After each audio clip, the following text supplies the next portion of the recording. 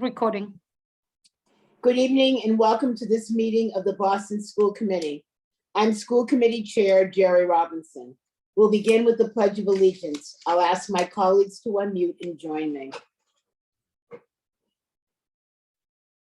I pledge allegiance to the flag of the United States of America and to the republic for which it stands, one nation, under God, indivisible, with liberty and justice for all. Because this is a remote meeting, I will ask Ms. Sullivan to please call the roll. Thank you, Chair. Dr. Alkins, Present. Mr. Cardet Hernandez, Ms. Lopera, Present. Ms. Mercer, Ms. Polanco Garcia, Present. Mr. Tran, Present. Mr. O'Neill, Ms. Robinson. Present. Thank you. We do have a quorum. Thank you, Ms. Sullivan. At this time, I would like to entertain a motion for the school committee to adjourn to executive session for the purpose of conducting a strategy session related to collective bargaining with the Boston Teachers Union. To have this discussion in an open meeting could have a detrimental effect on the committee's bargaining position. The committee will return to public session at 6 p.m. Is there a motion? So moved. Thank you. Is there a second? Second. Thank you. Ms. Sullivan, will you please call the roll? Dr. Alkins, Yes. Mr. Cardet Hernandez, Ms. Lopera, Yes.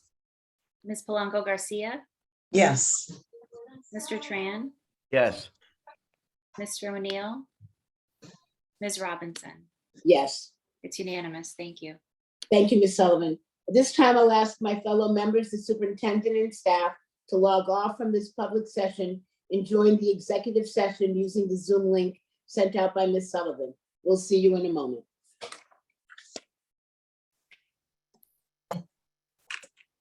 Good evening, everyone. Welcome to this meeting of the Boston School Committee. I'm Chairperson Jerry Robinson. The committee just returned from an executive session for the purpose of conducting a strategy session related to collective bargaining with the Boston Teachers Union. Tonight's session is being shared live on Zoom. It will be rebroadcast on Boston City TV and posted on the school committee's webpage and on YouTube. Tonight's meeting documents are posted on the committee's webpage, bostonpublicschools.org/school-committee, under the March 23rd meeting link. The meeting documents have been translated into all of the major BPS languages. Any translations that are not ready prior to the start of the meeting will be posted as soon as they are finalized.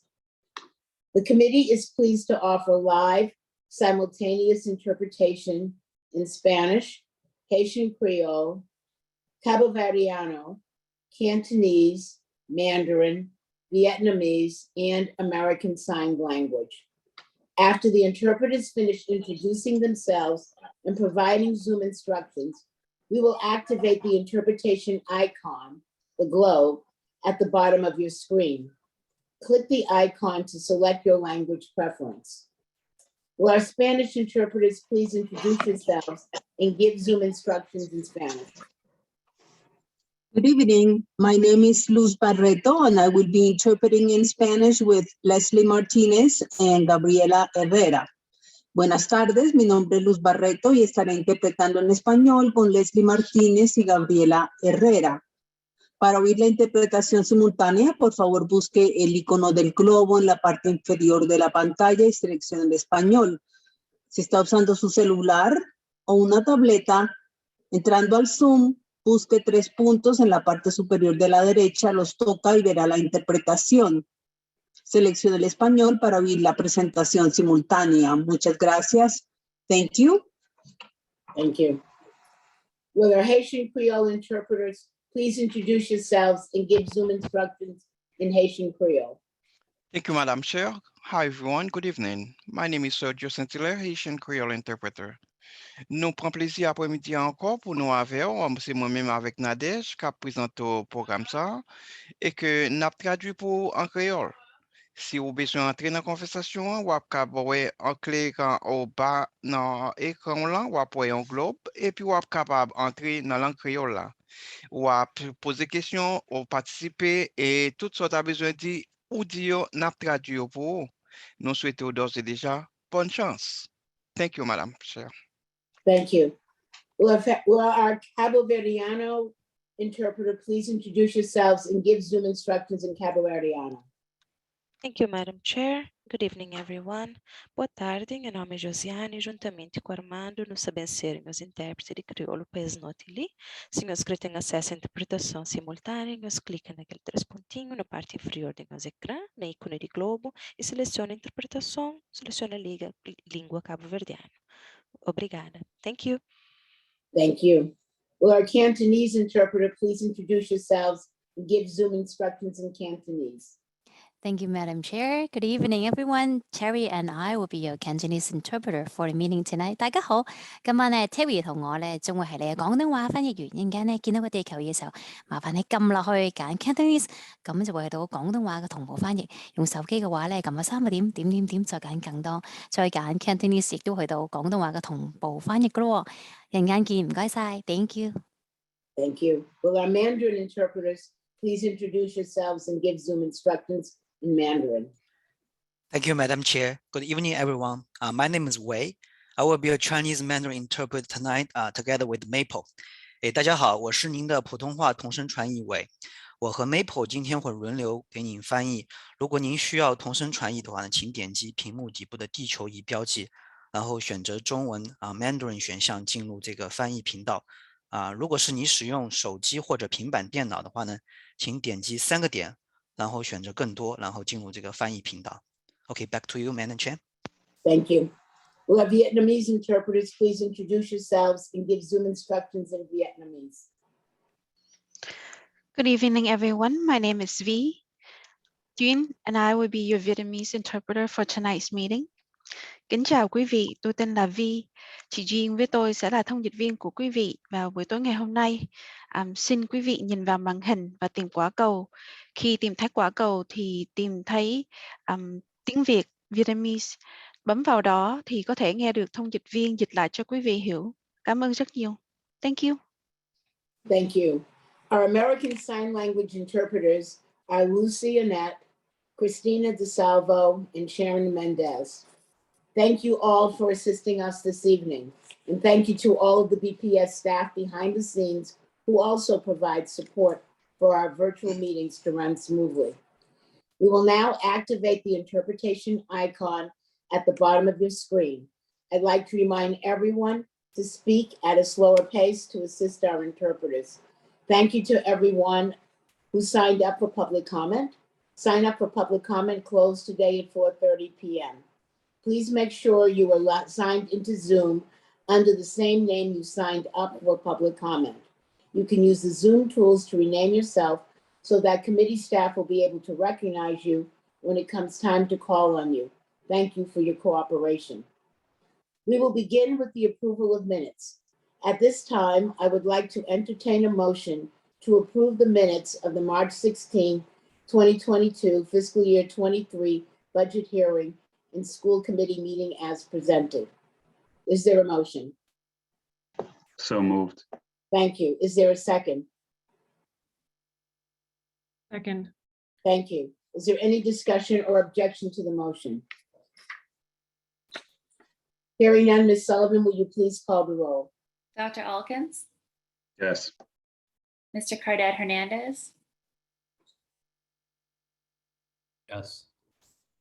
Thank you. Ms. Lopera, Yes. Ms. Polanco Garcia, Yes. Mr. Tran, Yes. Mr. O'Neill. Yes. Thank you. Ms. Robinson. Yes. The minutes are approved unanimously. Thank you, Ms. Sullivan. We'll now move on to the superintendent's report. I present to you our superintendent, Dr. Brenda Cassellius. Thank you, Madam Chair, and thank you all for joining us tonight. I have a few updates that I want to share before we dive into this evening's presentations and get to the vote on this magnificent budget. I want to just quickly update on Tech Boston Academy. Our thoughts and prayers continue to remain with our students and staff at Tech Boston Academy after last week's tragic shooting outside the school that injured a student and a teacher as they prepared for a school event. Our students must feel safe and supported, and these types of brazen acts of violence within our community can have a lasting impact and should not be tolerated. I'm happy to report both victims are recuperating and doing well. I'm grateful to the Boston Police Safety Services Division and also our BPS Safety Services Division, excuse me, and our BPS partners, BPD partners, who responded immediately and remained in support of the school and this ongoing investigation. I'm also grateful to Mayor Wu, who joined me at the school on the night of the shooting and stayed in close contact in the days following to ensure a full citywide effort in support of our Tech Boston community.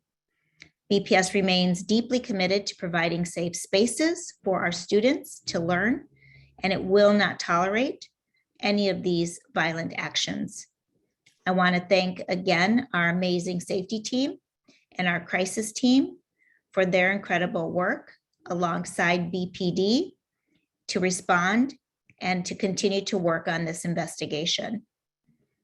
I know I have discussed this several times during my updates, but I want to quickly address overall school safety and the working relationship with the BPD, since there continues to be heightened media regarding safety in our schools. Our teams work together and they work hard to get to know our students in and outside of our school buildings. The Community Policing Division in BPD does a ton of work with our kids in athletics and community events. And our school safety officers also go out to these events and build strong relationships with our students, both in school and out of school. And I couldn't be more proud of the school safety team. They're in our schools and they manage incidents as they occur, and they call BPD when needed. We believe this model, which focuses on relationships, but also acts quickly and decisively in partnership with BPD, in order to promote safe and welcoming learning environments when it is needed. As Chief Coakley-Grice discussed at a recent meeting, our safety specialists have undergone extensive training in both working with our young people, restorative justice, cultural competence training, de-escalation training, so that we can ensure a safe environment for our students, and then work with BPD as well to quickly resolve issues when they occur. I also wanted to give an update on masks in schools. I'm getting quite a number of emails, some on one side and some on the other side, as people feel a bit more safe to go out without masks, as the city has released their mask mandates. BPS has continued to require masks within schools. However, Boston Public Health Commission has posted indicators stating that we can begin to look at removing masks when we are 10 positives for every 100,000 residents within the city. So we are using this measure, and of course, looking at all measures as we look to when it is the appropriate time for us to unmask within schools. And given that the weather is starting to warm, we can begin to, open our windows and shift more activities outside. We're ordering the tents again for schools that have requested and want to use them. And we installed air quality sensors in every single classroom and one on top of each school building to monitor the outside air. And we make this dynamic measure available in our dashboard on our website. Air quality is one of the #1 important factors and mitigating factors, and we're doing everything within our power in Boston Public Schools to ensure our air quality is good. These approaches, matched with a rigorous review of the data, will inform our decision-making going forward. But in the meantime, we are starting to prepare our new signs and messaging, so that we can ensure that all students and staff are supported in the decision that they make, whether to mask or not be masked, when we are able to make the final decision around unmasking. But for now, we're still waiting for the indicators in Boston Public Health Commission to give us the okay. And as we watch kind of this new variant and what is going on with it, so that we can just ensure that everybody is comfortable coming to school, and more importantly, that everybody is safe. And I'll continue to keep you all informed as we get closer to that time. Mr. O'Neill and I had the opportunity to connect with our peers from across the Council of Great City Schools this past weekend. It's organized annually by the council, and it was great to finally be in person at the conference, which brings together superintendents and school board members and their staff for a weekend of planning, data review, and sharing of best practices, and being able to connect with congressional leaders as well, and hear from the administration on their plans. In particular, we learned about COVID safety measures. We heard from Mary Wall. We heard from the OCR, Office of Civil Rights. We heard from the U.S. Department of Education and their leaders. And we were able to hear from congressional leaders as well on, ESE, the Elementary Secondary Education Act, what they anticipated about ESSER and ESSER accountability, and any future funding around Title I. And this is just a really important conference for us in terms of our pre-planning. So it's always great to be around Mr. O'Neill when he's at the council. Yes, he is very popular there. So I feel kind of like a superstar when I get to be with Mr. O'Neill there at the conference. Also, as you know, it's been widely reported, and I provided updates to you that we are going to be hosting the DESE team next week. They will be speaking to our teachers and our school staff and parents and stakeholders, and some of you as well, as they look at giving an updated review on our MOU and speaking to us about the progress that we have made. The commissioner has expressed a desire to review the Boston Public Schools progress over the first 2 years of the memorandum of understanding that we signed with the commissioner after the first review that was provided to me in February of 2020 of the school district. It was about 300 pages. It's very thorough. They enlisted an outside organization called AIR that came into our schools, went into hundreds of classrooms, and documented and spoke with a number of central office team members about the district, about our strategic direction, and about student outcomes. And so I was happy to have this review when I first became superintendent. It helped to inform the strategic plan and the strategic work that we have been engaged in the past 2 years. And it's going to be nice to be able to have this review to document the progress that we have made, as well as highlight some of the challenges that we have had in the pandemic, and some of the challenges that still persist that we could use a partnership with, and also provide greater focus on as we look to get better outcomes for students in this time of recovery after the pandemic. So it'll be a nice review to be able to have. I want to thank Drew Eckelson and the academic team, the leadership team, and our assessment team and division, and just really everybody for their partnership on this review, and working around the clock over the weekend. We only had a week to prepare and get all of the documents to our DESE partners in order for them to have the evidence of our progress. And then next week come on site and speak and interview with all of our staff and our community, a broader community, to see the alignment of the progress and the evidence and the documents that we provide. So I'll keep you updated on that, and we'll give a little bit of an update on the review in the next school committee meeting, so that you can get a better understanding of some of the highlights that we shared. Really excited that this week is, March 21st through the 25th is the district's 4th annual 24/7 Respect Week. This year, all 6th graders will watch and discuss the Boston Public Schools Office of Equity Telly Award winning video 24/7 Respect, featuring student actors from Boston Arts Academy.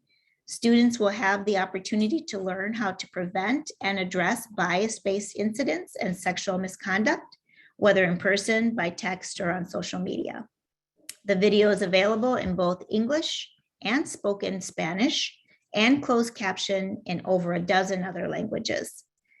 Teachers, social workers, and other school staff have been attending the Office of Equity's information sessions to prepare for this year's rollout. I'd like to share a 2-minute video that highlights how effective this program is. I think they're going to put that on. 24/7 Respect is a program created by the Boston Public Schools Office of Equity, aimed to empower students to address and report bullying of all kinds and bias-based and sexual misconduct, whether it is directed towards themselves or one of their peers. During the program, students in grades 6 through 12 watch the student-produced film 24/7 Respect, and then discuss the situations that played out in the film with their class. I think it's necessary for students because it helps them understand the code of conduct. Also, it helps them to address, it helps them to explain consequences of their behaviors, expose them to bias-based behaviors, and how to act socially appropriately when within school, and what to do if they ever encounter a situation that is about bias-based behaviors or any type of bullying, and it helps them to understand what to do. I believe that this program is vital in terms of the students' success. A lot of students are facing a lot of challenges in terms of bullying, whether it's cyberbullying or students saying unkind words to each other. So I think 24/7 Respect is important to teach not only the students, but the classroom teachers, the paras, to be on the same page. The kids were really engaged. Watching other BPS students really made it relatable. Being able to pause, it was really easy for the teachers. Everything was prompted along the way, and they really enjoyed watching it and found it really valuable. Since participating in 24/7 Respect, I feel like I understand how to address these situations and how to end them. Some lessons I got from it was to respect others in their decisions. But if you have a decision that isn't the same as theirs, don't be rude to them and block them out. I think students should do this every year at the school because kids, I don't think they think about things like if it can hurt someone. So I guess it could help them to learn, to think before they do something. There was a difference in our classroom because people started treating people different, being friends with other people that they really didn't know. So they got to know each other, the other people in the classroom. For teachers and administrators, everything is there. You play the video and then you facilitate the conversations, and really the kids pretty much just have their own conversations and interject, and they kind of have like a back and forth. So you're really just a facilitator in all of it. For more information on how to implement 24/7 Respect at your school or district, using the free video, teacher-friendly curriculum, and step-by-step implementation guide, please check out the 24/7 Respect website or email at bpsequity@bostonpublicschools.org. Thank you. I am just so proud of our equity team, in particular Becky Schuster and her leadership on this, and all of our students who are featured in this film, and our staff who implements this each and every year. This is a nation leading model and has been recognized as a national model. And I look forward to hearing from our students and teachers about their participation this week. I just want to give a quick reminder on registration. Students entering grades K2, grades 1 through 5, grade 8, and grade 10 through 12. Registration has started and will end next week on Friday, April 1st. Families will be notified of their assignment by the end of May. The priority registration round for K0, K1, 6, 7, and 9th grade has closed. Students assigned in that round will receive assignment notifications by the end of March. And families can still register for these grades through a welcome center and will be included in the second assignment round. All grade 7 assignment notifications for non-exam school assignments have been moved into the second round and will be released at the end of May. This action was taken to account for the exam school admissions process, which is still expected for the end of April. In an effort to keep all of our families safe and to limit exposure to COVID-19, all school registration is currently being completed by appointment only. You can follow the steps on our website at www.bostonpublicschools.org/register to complete the pre-registration process for your child. I quickly wanted to share a positive highlight story that took place last week. The BPS Office of Health and Wellness and the Boston Athletic Association teamed up to spread the message of physical literacy to BPS students. On Monday, March 14th, BAA brought Nell Rojas, a world-class winning marathoner, triathlete, and champion obstacle course racer, to present to students in physical education classes at New Mission and BCLA high schools. This visit coincides with a 2020 donation from the BAA of functional fitness equipment, such as dumbbells, BOSU balls, medicine balls, plyo jump boxes, and more, to every PE program at every BPS high school. During Monday's visit, students got to participate in a circuit training workout using the equipment alongside Nell Rojas. And Rojas also shared her own journey to becoming a professional runner with the students. I want to give a special shout out to the BPS Office of Health and Wellness and BAA for their continued partnership. And of course, to Nell Rojas for her amazing visit and teaching our students about the importance of lifetime fitness. And that's my superintendent report.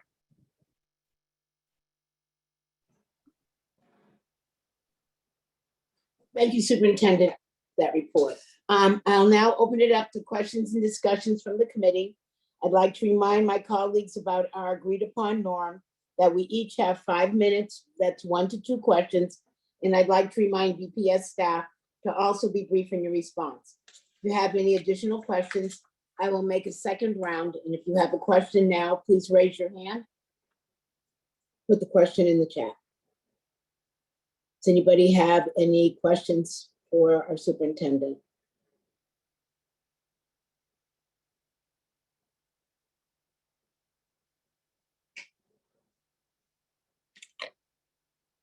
Superintendent, I have one question with regard to the masking issue and was wondering if there is any concern, particularly around the fact that our youngest children still are not vaccinated, pre-Ks, kindergarten, with regard to any greater concern about the mask or unmask in that piece because of their inability to have vaccinations at this point.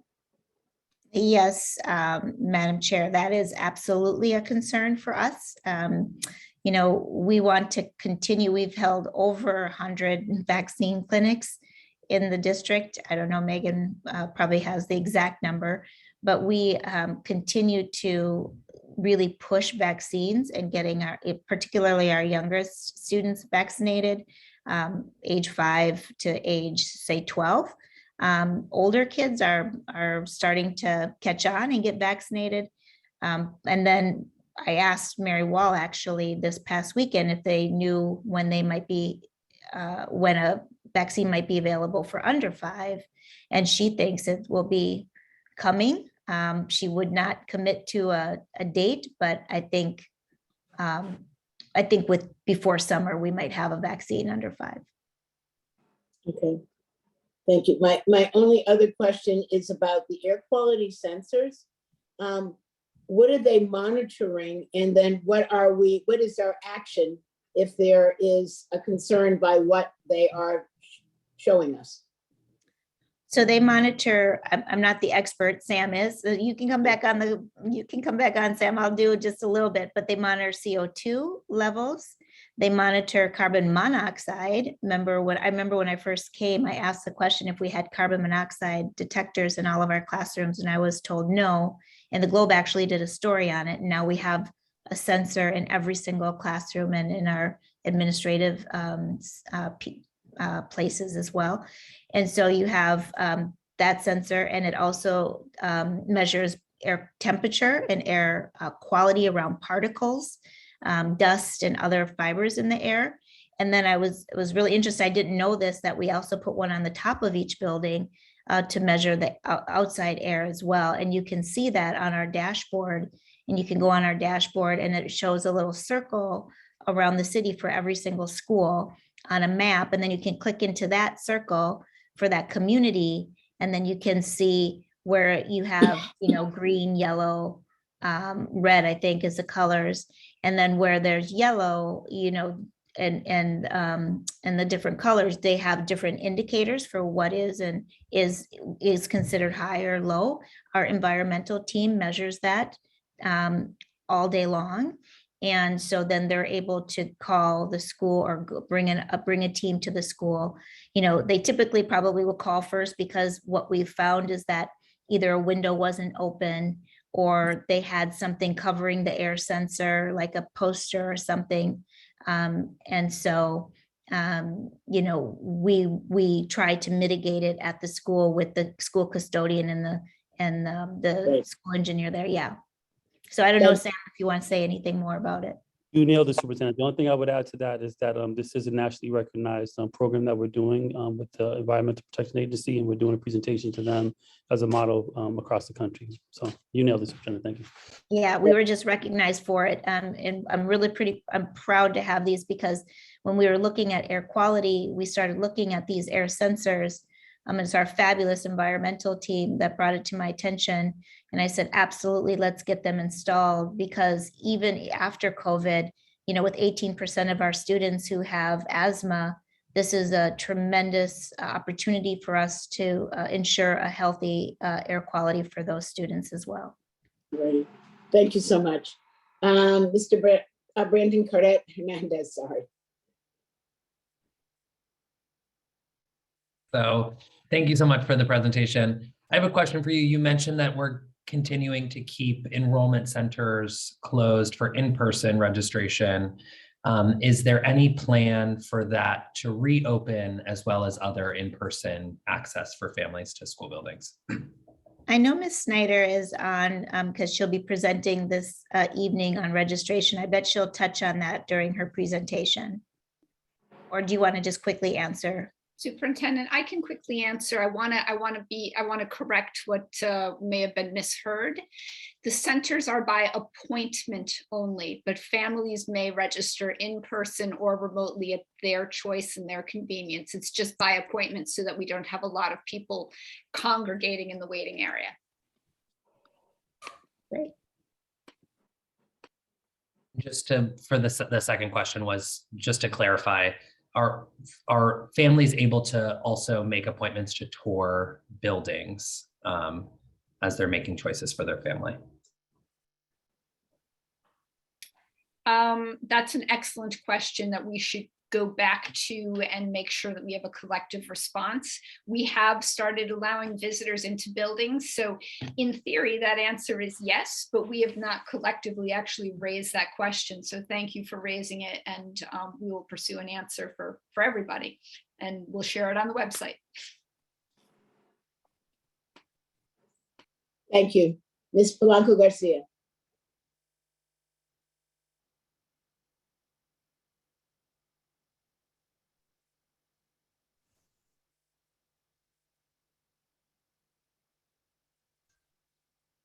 Ms. Polanco Garcia, you're on mute. Thank you. Okay. Thank you, Madam Chair. Thank you, Superintendent, for your report.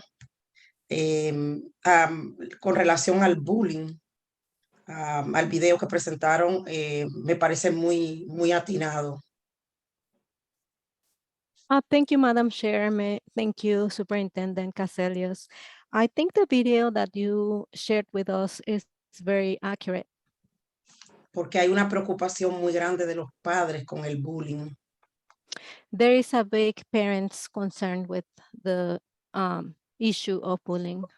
Sí, esto es importante que los padres puedan saber que pueden tener ayuda a tiempo y adecuadamente. It's very important that the parents know that they can get the appropriate and quick enough help that they need. Y mi pregunta va relacionado a los niños, a los estudiantes que están vacunados.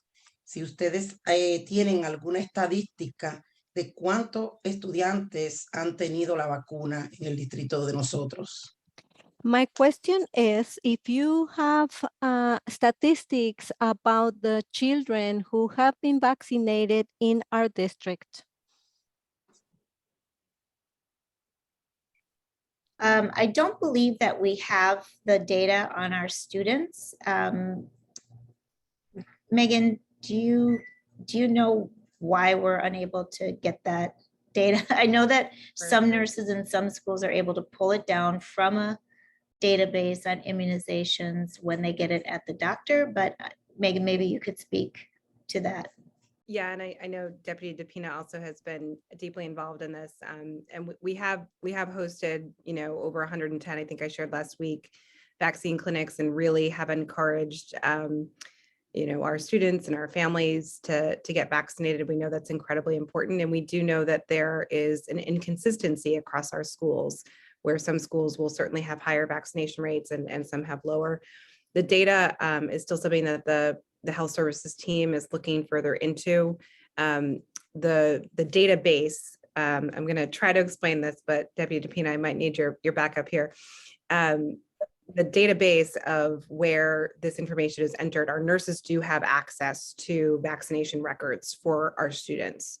But depending on the spelling being 100% accurate, or if a name is hyphenated and they forget the hyphen, the two databases might not speak to each other. And so we don't have complete information necessarily. The data is not as accurate as we would like it, school by school.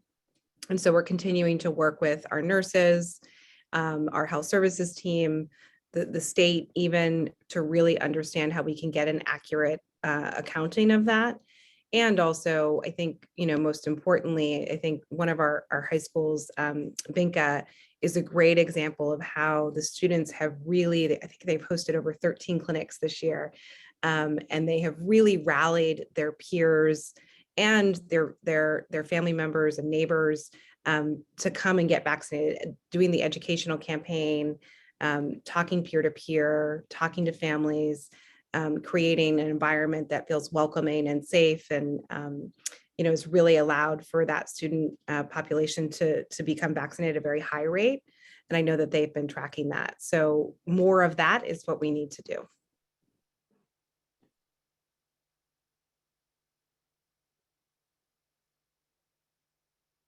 Thank you. Ms. Mercer? Sorry, I just turned up my questions. So my question was, aside from the guidelines that you presented about masking, is there a soft date as to when the mask mandate will be lifted? Maybe a month, 2 months, next year? Do you have any kind of idea as to when that would be? Well, we thought it might be sooner, to be truthful, but I am a little bit more concerned about what recently we've been seeing in the news with the uptick of the virus. And I can only imagine that Boston Public Health Commission has their eye on it as well. So I know that, the number is 10 out of 100,000, and that's when we're able to start making, real serious declarations of the date, but I'm not ready yet to put a date out there yet. Okay, thank you. Are there any more questions?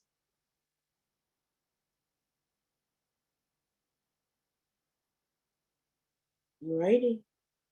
There's no further discussion. I'll now entertain a motion to receive the superintendent's report. Is there a motion?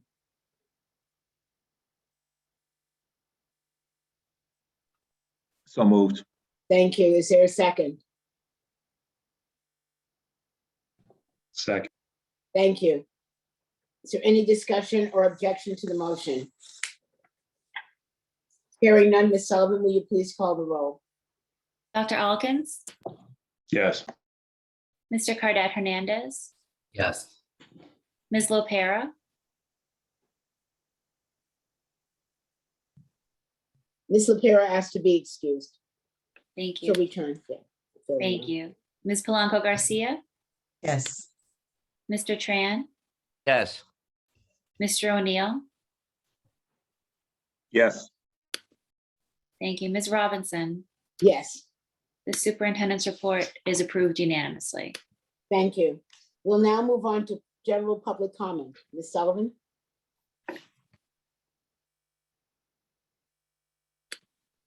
One moment, Chair.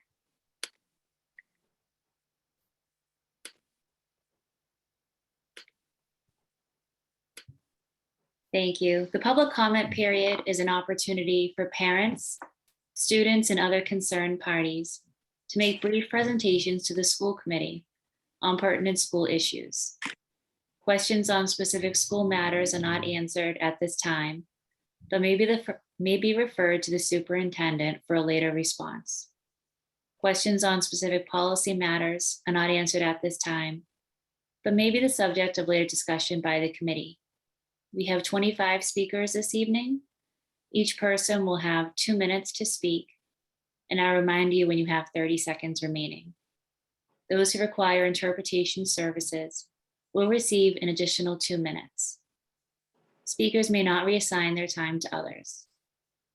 Large groups addressing the same topic are encouraged to consolidate their remarks or choose a spokesperson to provide testimony. Written testimony is appreciated and encouraged. Please state your name, affiliation, and what neighborhood you're from before you begin. Please direct your comments to the chair and refrain from addressing individual school committee members or district staff. When I call your name, please raise your hand virtually in Zoom. Also, please make sure that you're signed into Zoom with the same name that you used to sign up for public comment. That will allow us to identify you when it's your turn to testify. We begin this evening with Nehemia Galay, Lilianis Rodriguez Rivera, Naisha Garcia Bruton, Phaedra Bruton Page, Sarah Horsley, and Michael Heichman. If you could please raise your hands virtually in Zoom.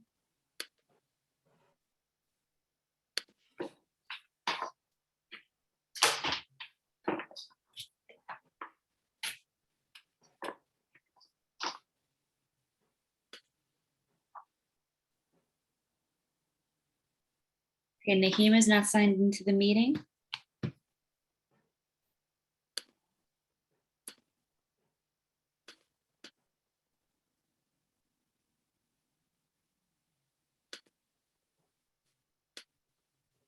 Liliana?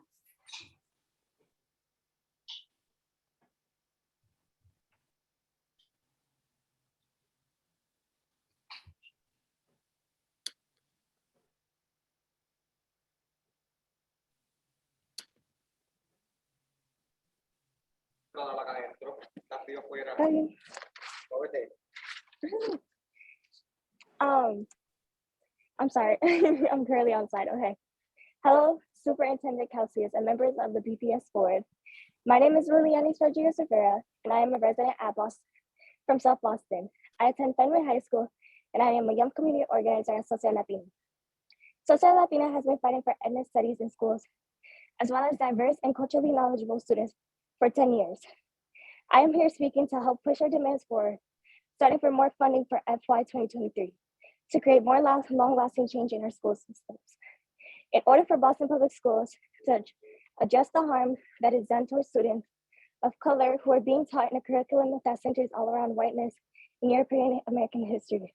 There should be a variety of ethnic study courses that include migration, Black, Latin, Asian, and Indigenous studies. We need to increase our teachers of colors. There is a low percentage of Black and Latino teachers in schools, yet there is a population of about 30% Black students and 42% Latino students. Teachers should respect on ethnic, race of the students and the classrooms. They should focus on diverse faculty recruitment, incentives, and retention in Boston Public Schools. I can personally say that I have been blinded by the fact that in my middle school, I was taught more about American history.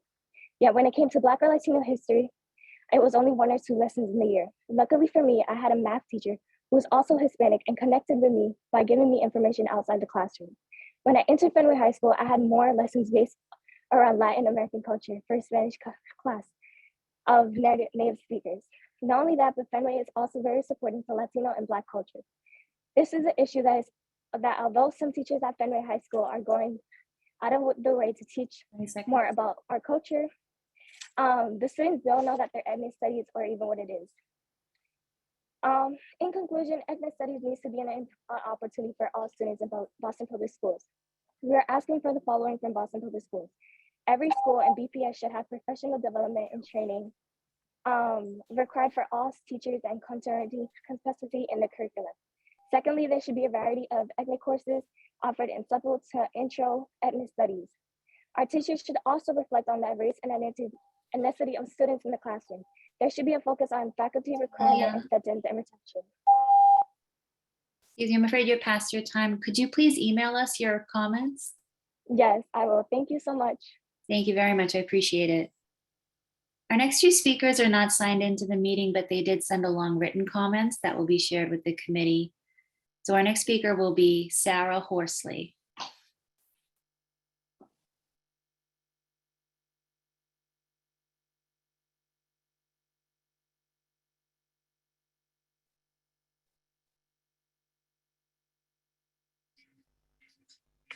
Thank you. My name is Sarah Horsley. I live in Jamaica Plain and I have a 3rd grader in BPS.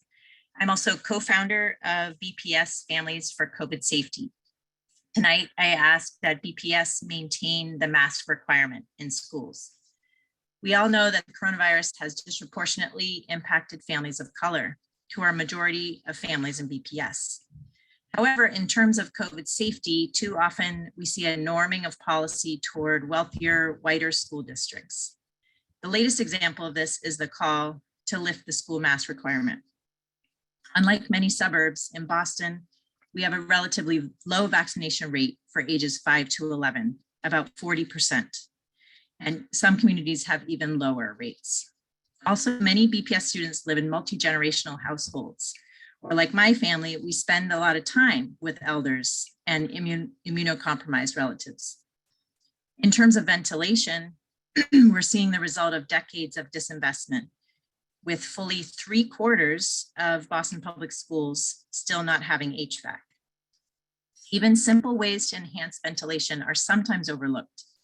So for example, our group FAMCOSA, we conducted a survey regarding COVID safety at mealtimes.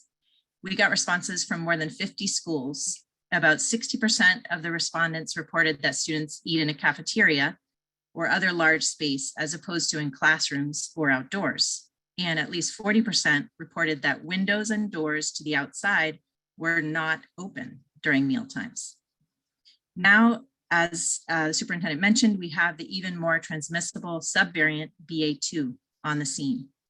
COVID in wastewater is rising again, particularly in New England. With all of these challenges, plus the recent changes in testing and contact tracing, it's clear that we must keep the school mask requirement. Good quality masks are an essential mitigation strategy. If and when BPS considers lifting the requirement for masks, officials must communicate clearly that the early indicators that they're going to be using to reinstitute masking again before we experience another surge. Thank you. Thank you, Ms. Horsley. Our next speaker is Michael Heichman, followed by Sharon Hinton, John Mudd, Elise Pector, and Cheryl Buckman. If you can please raise your hands in Zoom. Mr. Heichman? Hello, am I there? Yes, good evening. Okay. Mike Heichman, Dorchester, Beja. Thanks to everyone who spoke out yesterday against DESE's further receivership of the BPS. In her testimony, Mayor Wu promised unprecedented commitments. I don't see unprecedented commitments in this proposed budget. I do see some modest improvements.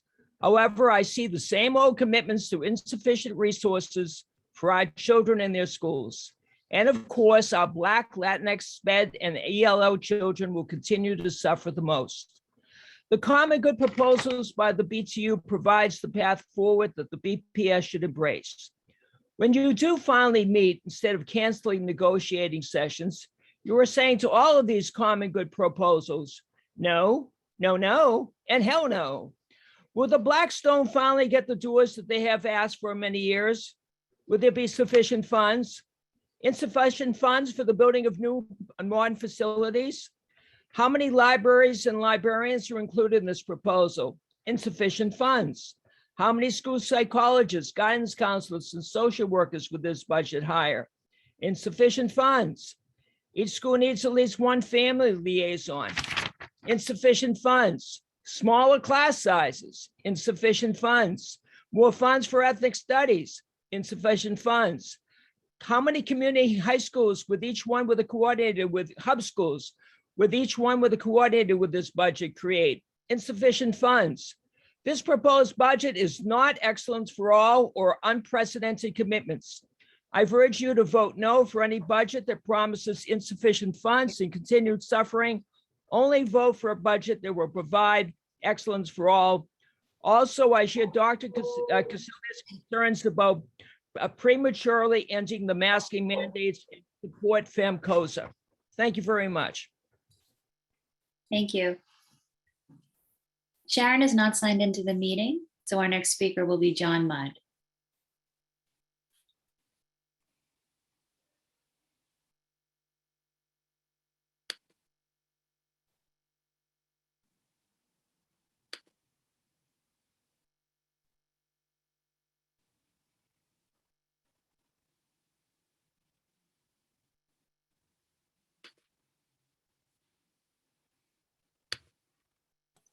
Am I there?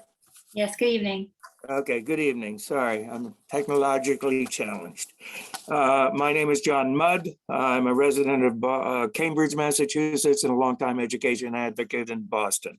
I want to make some brief and provocative comments on the budget and the superintendent search tonight. Even after all the budget hearings, I still don't know what new ways BPS is planning to spend the $5 million in new money and the total of $120 million budgeted for English learners, or the $6.7 million in new money, plus the total of $350 million in the budget for special education. I understand you are investing dollars, but I still don't know what new programs the dollars will be buying. Next, what are the implications of spending about $55 million in soft landing funds, up from about just $5 million 3 years ago? It feels as though we are buying our way out of dealing with the impact of the decline in enrollment and are not preparing the public to deal with these issues in the future. On the superintendent's search, what are the school committee's priorities for the new superintendent, and when will we know? There are existing policies and goals approved by the school committee in the strategic plan for 2020 to 2025, in your opportunity and achievement gap policy, as well as in the 5 proposals at your last retreat. For years, elimination of opportunity and achievement gaps have been the #1 priority of the Boston Public Schools. Is that something you and the mayor will maintain? The mayor testified yesterday about the disparities in student opportunity in BPS. I urge you to continue these output achievement goals for our Black, Latino, English learner, and special education students. And finally, an education vision, teacher diversity, building a strong leadership team, successful management experience in implementing systems change and master planning, as well as family, community, and student engagement have for years been key features of the superintendent's job. We have added access to native language for EL and ELSWD students, and public testimony has given renewed emphasis to facilities and food. Where do you stand on these goals, and when will we know? Thank you for letting me go over, Elizabeth. Thank you, Mr. Mudd. Our next speaker is Elise Pector.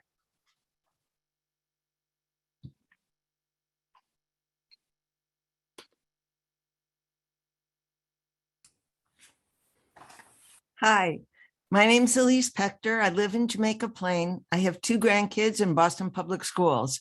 I'm a member of Families for COVID Safety and Maskosh, and I'm testifying today to express support for maintaining the mask mandate in schools. COVID-19 is still here and still dangerous. In the UK, an increase in cases is now blamed on BA.2 and the removal of COVID restrictions. The new variant, BA.2, is 30 to 50% more contagious than the first Omicron variant and already accounts for more than half the cases in Massachusetts. While cases had gone down in Boston after the first Omicron surge, rising wastewater virus and increases in case numbers have been seen, as Superintendent noted. These are the leading indicators and mean that a further rise could be ahead. The year-to-date total cases in the schools reminds us of the toll this disease has taken, especially on families of color. And this may continue. You know, if you look at the data, Orchard Gardens has had 223 cases. Murphy has had 219, Quincy 164. In some schools, Grew, Edison, Patrick Kennedy, Lee, Kilmer, COVID has affected about 20 to 30% of students and staff. A brand new peer-reviewed article in the journal Pediatrics just came out. It covered 1 million students and 157,000 staff nationwide. And it showed that maintaining mandatory masking is associated with a 72% reduction in secondary transmission. And that's compared to districts that had optional masking, not zero masking, optional. So in other words, maintaining mandatory masking prevented almost 3/4 of new cases of COVID passed from student to student within schools. And just as recently as last Friday, a Concord middle school had to shut down due to over 44 COVID cases after they dropped their mask mandate. Ms. Pector? Yes. Excuse me, I'm afraid you're past your time. Thank you for your patience. I appreciate it. Thank you. Our next speaker is Cheryl Buckman, followed by Neil O'Brien, Matthew Connor, Brian Ruca, Edith Bazile, and Sulika Soto. If you can please raise your hands in Zoom. Cheryl? Yeah. Good evening. My name is Cheryl Buckman. I'm a parent to a 3rd grade student at the Paul A. Dara Elementary School in Dorchester. I'm a member of Families COVID Safety, and I live in South Boston. My son suffers from physical and emotional impairments. I am very concerned about the masking mandate being removed from our schools. Our communities with children ages 5 to 11 have a low vaccination rate of about 40% in Boston and even lower in other neighborhoods like Mattapan with a rate of 26.6%. Many of our BPS students live in multi-generational homes with someone with who is immune compromised. We need to roll out more vaccination clinics in those communities with the lowest rate of vaccination. Now is not the time to be thinking of mass removal with more transmissible BA.2 and Deltacron on our doorstep. These 2 subvariants have been rising in infection rates in the UK, Europe, and in Asia. This is a bellwether for what could happen later on in the US. As also, COVID wastewater is rising in New York and Connecticut, just to name a few.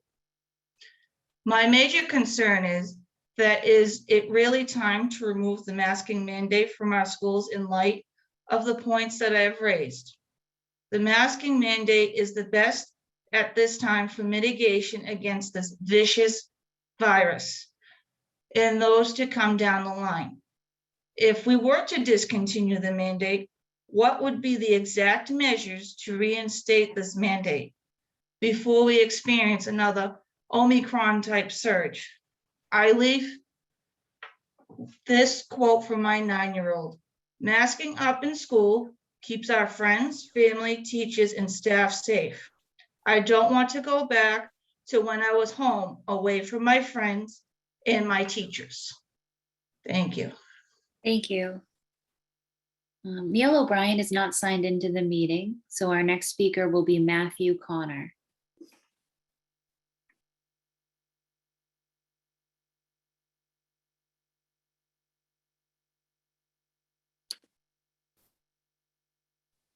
Hello, everyone. My name is Matthew Connor. I am a resident of Jamaica Plain, and I am a kindergarten teacher at the P.A. Shaw School. As you are well aware, the P.A. Shaw has been granted a one-year promise of a 4th grade, but I am not here to say thank you, because I know that Boston doesn't keep its promises in Mattapan. I'm here to remind you that even though we may not be on the front page of the Boston Globe again, we will not stop advocating for our school and our community. In the most recent strategic vision for Boston Public Schools, it states, "The pursuit of educational equity recognizes the historical conditions and barriers that have prevented opportunity and success in learning for students based on their races, incomes, and other social conditions." Many people like to think of history as things from long ago. But in the case of public education in Boston, it is recent history that we must confront first. In 2014, the district promised our community a school that would go to grade 5. It is 2022, and that promise is not a reality. Next year, it will still not be a reality. All we will have is a promise and a new superintendent that we have to explain the history to. I know that many will say the future of the Shaw can't be decided before a new superintendent is found, but it was not Dr. Casilius that made that promise to us, nor was it Dr. Casilius who broke that promise. Instead, it was the Boston Public Schools system that broke any trust our families may have had in us. This is a system that is upheld by people, including you all.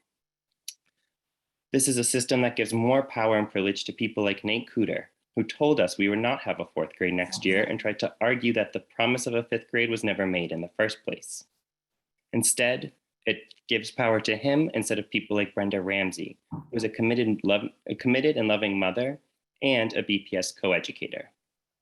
At the Shaw, I've learned many things, but what I have appreciated most is the chance and space to grow as an anti-racist person. One of the most important aspects of this learning has been to see that anti-racism is not a goal, nor something you become, but a choice. For too long, Boston has made racist choices while calling itself an anti-racist institution. Excuse me, Matthew, I'm afraid you're past your time. Oh, thank you so much. Sorry about that. Thank you. Our next speaker is Brian Ruka, followed by Edith Bazile and Salika Soto. If you could please raise your hands in Zoom. Brian?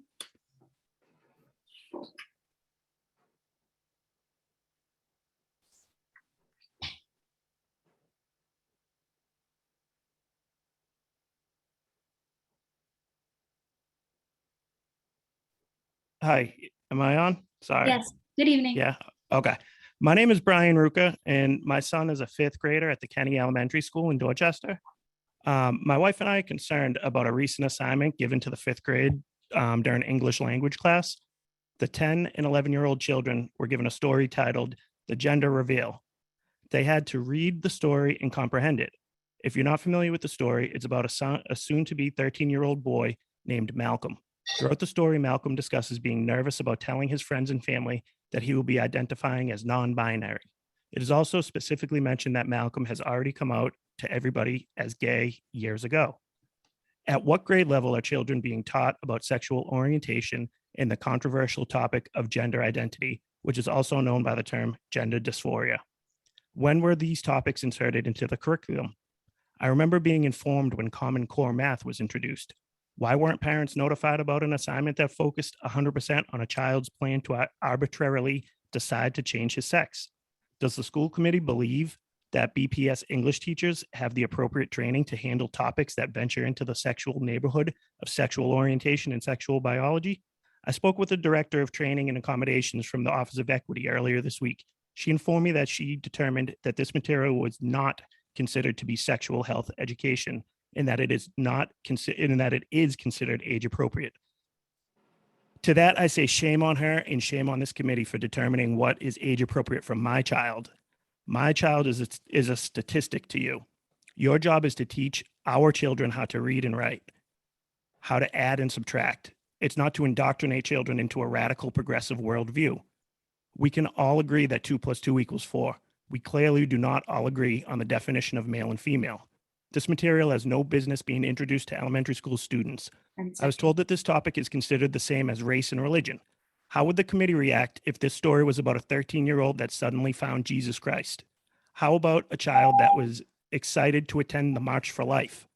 I suspect you would hear more of a backlash. Do conservative religious families have to just shut up and take it because we are in the minority? Where is the equity for us? Where is our inclusion? It's a sad time in our society when adult educators use their status and influence to focus on a political agenda at the expense of our kids. Get back to teaching our children the truth, not an ideology. I pray that God will give you the strength to do what is right. Thank you for your time. Thank you. Our next speaker is Edith Bazile.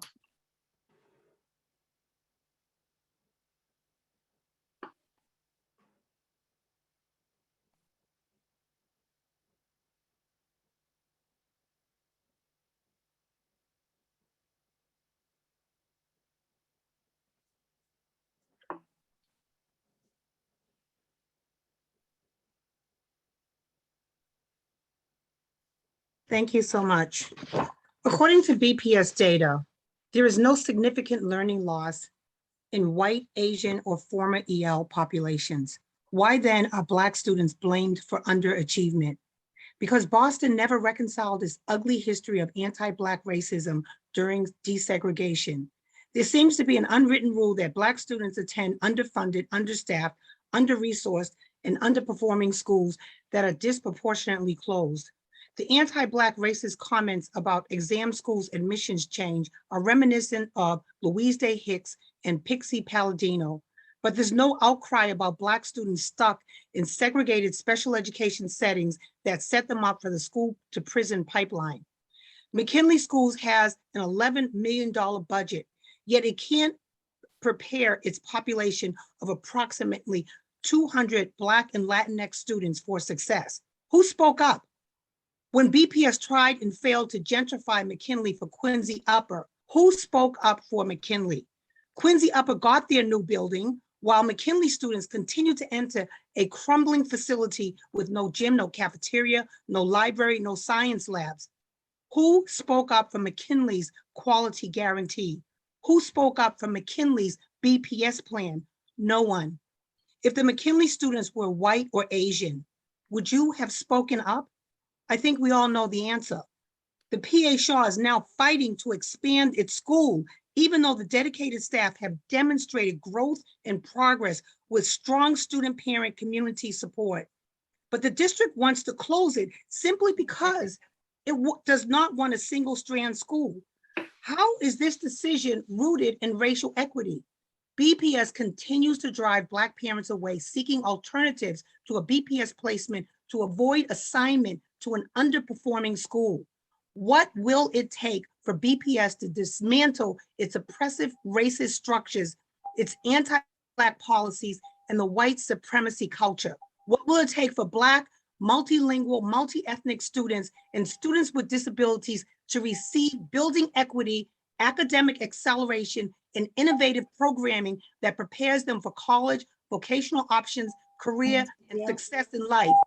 When will BPS finally acknowledge the full humanity and educational rights of Black and Latinx students and ensure there is staffing reflective of student demographics? Thank you, Ms. Bazile. Our next speaker is Salika Soto, followed by Nora Paul Schultz, Ruby Reyes, Amy Gabo, and Anne-Marie Brochu. If you could please raise your hands in Zoom. Salika Soto. Hello, good evening. My name is Zuleika Soto. I am a BPS parent and a member of Beja and FEMCOSA, and I live in the South End. We are very concerned that despite this virus disproportionately impacting BIPOC families, who are the majority of families and students in BPS, we are letting our guard down once again. Instead, we believe there should be a focus on protecting those who are most at risk in the riskiest schools and situations. In terms of ventilation, we are seeing the result of decades of disinvestment in BPS infrastructure, with 3/4 of schools still without HVAC. While BPS has made some efforts on ventilation, the new air quality monitoring system lacks both accurate data, and we do not know if there have been interventions when problems came up. I don't think that question was answered earlier. The upcoming BPS plan to address summer heat uses heat pumps, which are good for cooling and energy efficiency, but absolutely wrong for ventilation, as they bring in no fresh air and exclusively run on recirculated air. The disinvestment continues. BPS shared their plans for a 10 million budget for HVAC and air quality. How is that enough? What is BPS going to do to support schools in promoting outdoor meals, to ensure there are better tents and adequate staffing across all schools?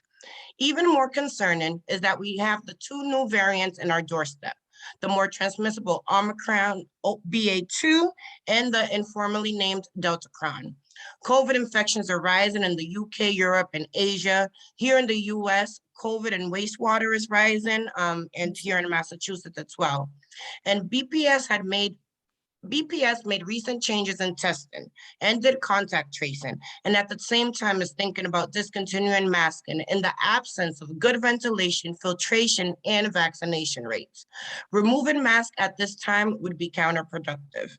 If and when mandatory mask is ever discontinued, what exact measures will be used to reinstitute masking at the earliest possible time before another Omicron type surge? Where is the plan for when and if cases go up? 10 million for HVAC and air quality is not enough. Thank you. Thank you. Our next speaker is Nora Paul Schultz.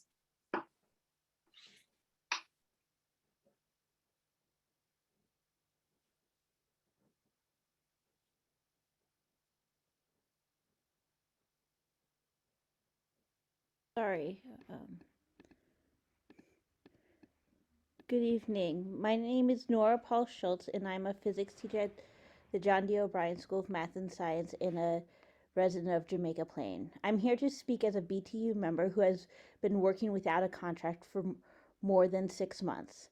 At a time when we're still living through the effects of a historic pandemic, when inflation is soaring, and when teachers and other school-based staff are leaving the profession in droves, it's important now more than ever to have a contract in place that guarantees real investments to improve our schools and to retain our educators. The priorities we're fighting for through our contract negotiations we've chosen following an extensive community input process, and that include conversations and forums with thousands of families, educators, community members, and students over several months.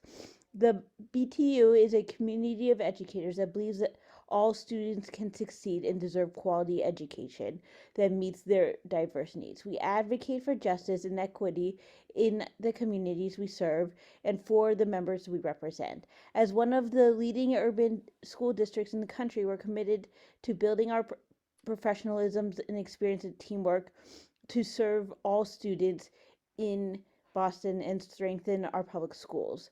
I am proud of the contract that we are fighting for, and proud that it is fighting for better education for all of our students. We are fighting for modern school buildings. I teach in a windowless classroom in a windowless building, and it is sometimes I'm embarrassed at the conditions of our buildings when my students have to learn in. When there was mold on my walls, I asked my administrator to put in a report, and no one came to check on it. After asking multiple times, our contract would have a clear system with scheduling. We're also fighting for housing and more social workers and counselors and resources like librarians. We need a contract. Our students deserve the conditions and programs investments that we're demanding. Thank you. Thank you. Our next speaker is Ruby Reyes.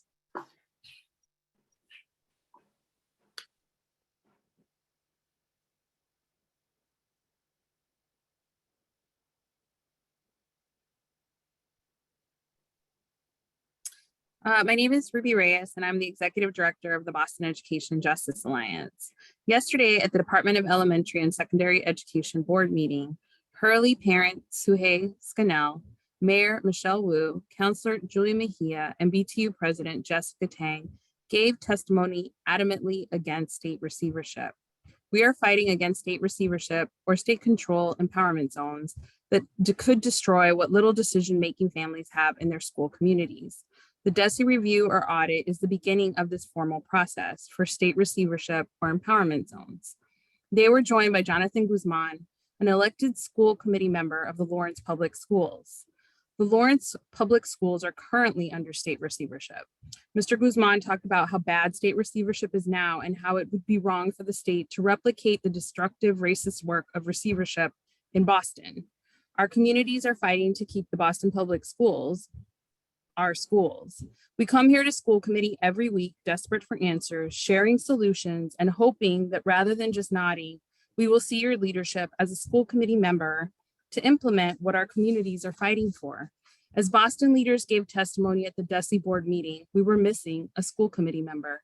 At our last school committee meeting, not a single person asked about the state's audit and impending threats of receivership or empowerment zones.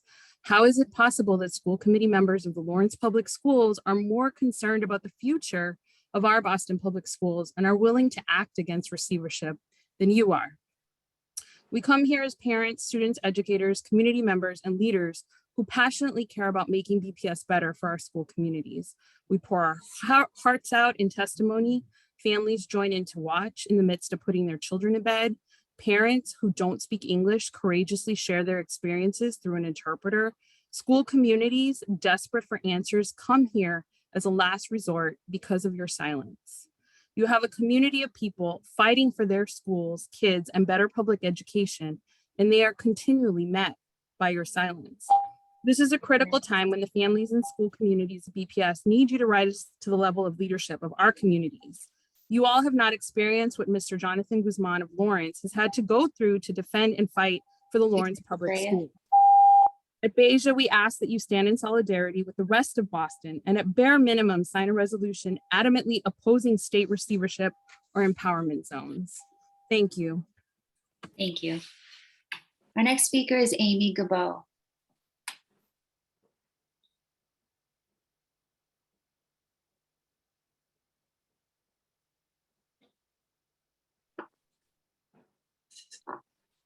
Hello, my name is Amy Gibo, and I am a paraeducator at the Holmes Elementary School in Dorchester. I'm here as a newer educator who has been working without a contract for more than half of the time I have been employed by Boston Public Schools. At the last negotiation session, BPS continued to reject all of our proposals, including important improvements to special education programs, supports for multilanguage learners, more counselors, and pay equity for our lowest paid workers. BPS offered a wages-only proposal, offering us a base wage increase for the next 3 contract years of 1.5%, 2%, and another 2%, with a one-time bonus of $1,000 for each teacher and $500 for paraprofessionals. This is insulting and insignificant. It does not even cover the rate of inflation. We are negotiating for improved working and learning conditions, livable wages, and for the common good. At a newly official inclusion school, I wish I could say that my students in special education are getting the education they deserve, but right now they are not. IEP minutes are met to the best of the educator's ability, but not to the quality our students need. Having one educator that has multiple licenses should not qualify as the special education and ESL education these students are legally required to receive. Quite frankly, it is embarrassing that a district that is claiming to be working towards a more equitable institution for education refuses to put investments in our students and educators in writing. Not only that, but BPS is not taking the thousands of voices of our community seriously. It is unacceptable that out of the only 7 negotiating sessions scheduled in 2022, BPS has canceled 4 of them. To ensure the improvements and investments Boston students deserve, We call for a contract that includes these things. We call to have BPS put their commitment to our communities in writing. Thank you. Thank you. Our next speaker is Anne Marie Brochu. She'll be followed by Wilmer Quiones, Mary Lee Mara, Anu Meacham, Allison Pultenus, Barbara Fields, and Jackie Pelletier. If you can please raise your hands virtually in Zoom. Anne Marie.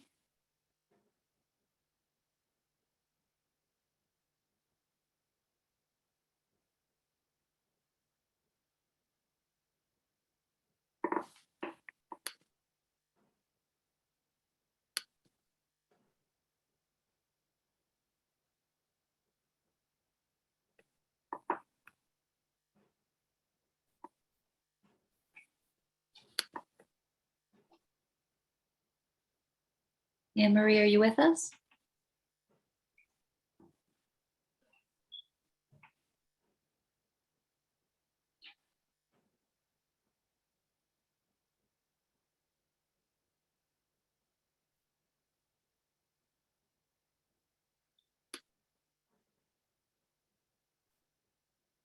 Looks like she may be having some technical difficulties. Let's try Wilmer Quiones.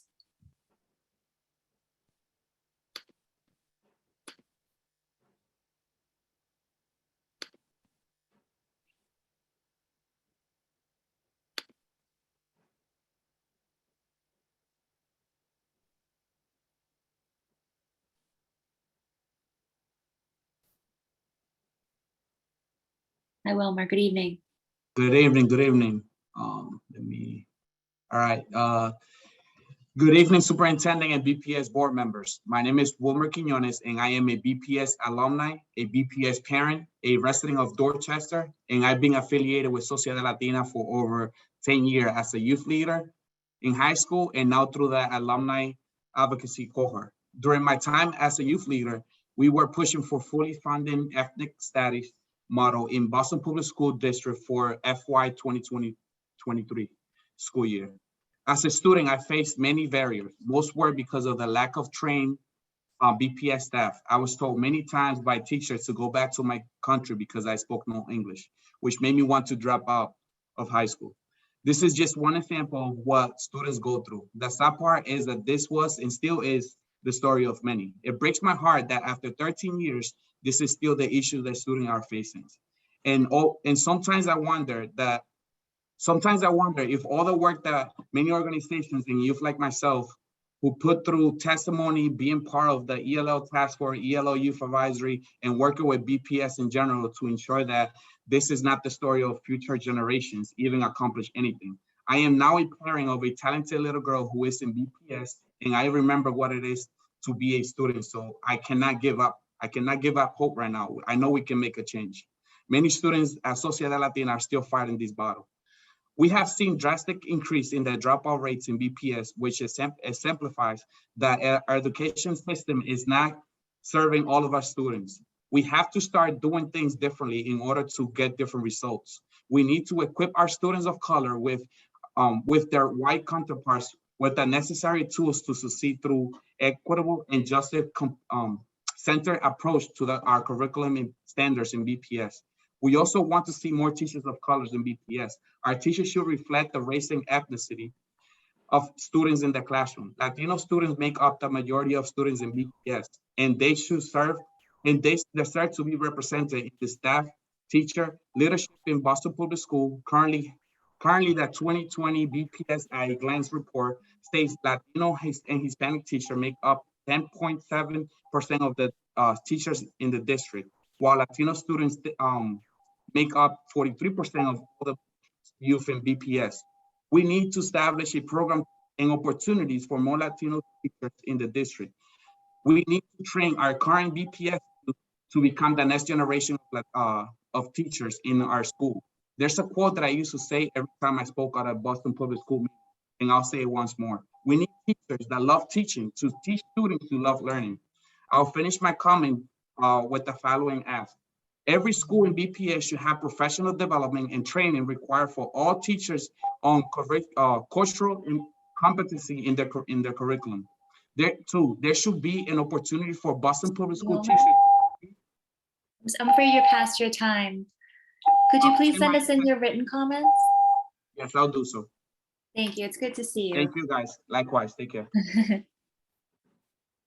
Thank you. Let's try Anne Marie one more time.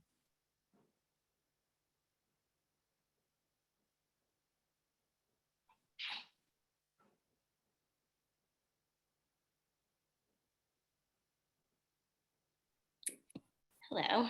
So glad it worked this time. Thank you so much. Just give me, all right. Hello and good evening, Madam Chair and the Boston School Committee. My name is Anne Marie Brochu, and I'm a second grade inclusion teacher at the Richard J. Murphy School in Dorchester. I've been honored to teach Boston Public School students since 2001. And I'm also a member of the BTU negotiating team.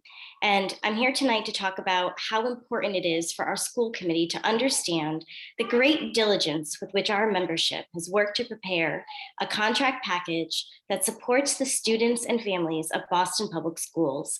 And I wanted to share some of the highlights with you. Our proposals really focus on establishing needed supports for social emotional learning, student mental health, as well as increasing support for multi-language learners, improved access to inclusion and special education services, as well as advocating for much needed improvements to facilities. The educators of Boston will be representative of the city's racial and ethnic diversity, and studies have shown that students of color and white students all benefit from a racially and linguistically diverse teaching staff.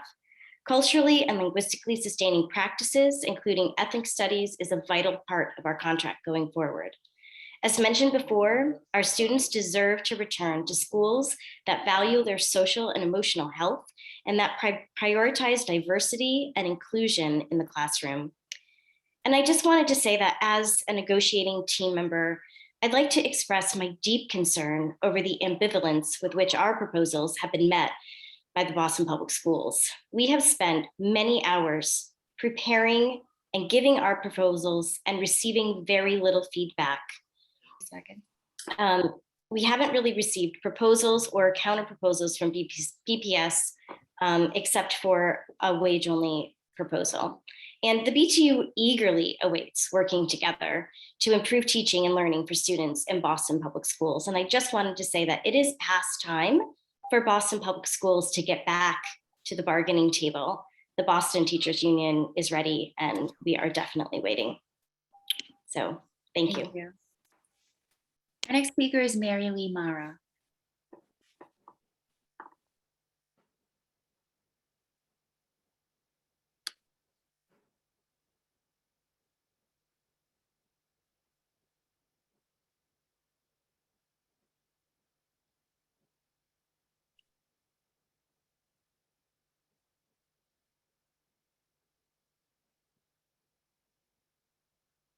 Hello, everyone. Good evening. I think I'm there. How is everyone tonight? I'll be very quick. You had some amazing speakers tonight. Here's what I learned this week that I wanted to share with you. Most BPS parents that I talked to don't even know they're losing their superintendent. They're so exhausted after 2 years of COVID. Some of them here in disbelief that we're going through this again. They should be lifted up and championed for how difficult these years have been on them, especially parents. I mean, it's been difficult. COVID has been difficult on everyone, but so much for the parents.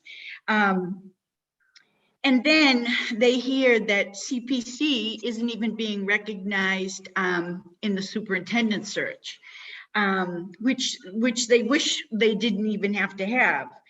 No plan for student success in the BPS, no matter how articulate, could possibly be effective without parents. It's almost like a superintendent has to weather it out for several years, as Dr. Caselius has, until she's ready to hear these kind of things. We're going to go another couple of years with parents being completely avoided. The other thing I learned after I read the Globe, they proposed that Boston Public students get shipped to the suburbs. After the nausea passed, I thought to myself, well, what do the suburbs have that Boston doesn't have? And one thing they do have is superintendent stability. I called about a dozen suburban schools, and not only have most of their superintendents been there for 5 to 7 years, and they usually replace someone who's been there for a very long time, but they also came through the system. They were teachers, they were principals, they were assistant superintendents, and then they were superintendents. So that's how we get quality. And if we want to listen to the wonderful voices we've had speaking, the teachers, some of the parents, that's what we need, superintendent stability. Thank you. Thank you. Thank you. Our next speaker, Anu, is not signed into the meeting. So we'll hear from Allison Pultanes.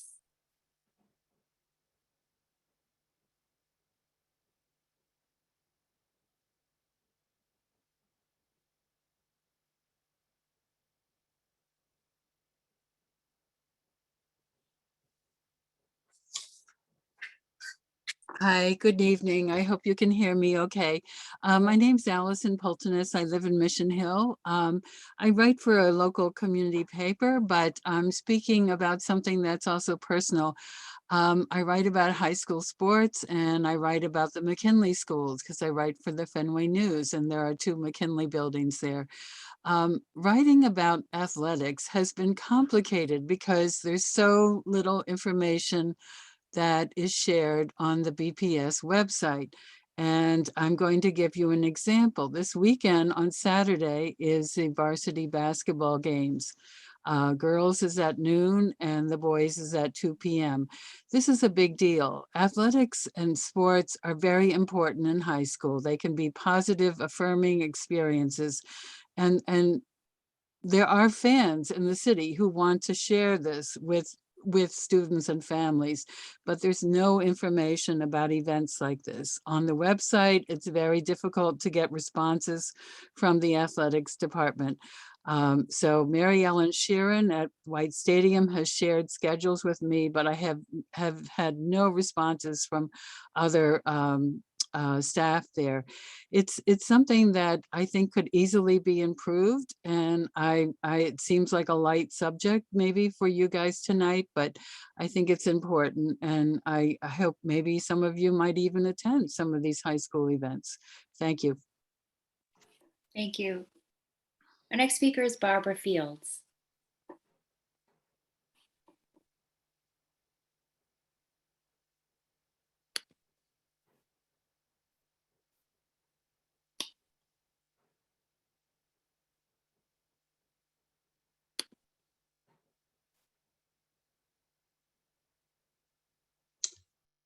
Can you hear me now? Yes, we can. Oh, okay. All right. Good evening. My name is Barbara Fields. I reside in Mattapan. Tonight, I'm wearing 2 hats. I'm speaking on behalf of the Black Educators Alliance Massachusetts, as well as the Woodhaven Culbert Regis Neighborhood Association here in Mattapan, of which I serve as co-chair. I want to begin my comments by commending the students, families, and community of the P.A. Shaw Elementary School. In recent months, they have truly advocated for their school. They presented at every school committee meeting, and we have been so proud of the young people, staff, and parents of the Shaw School, and we support them 100%. The status of public education in our Mattapan community has been a paramount concern.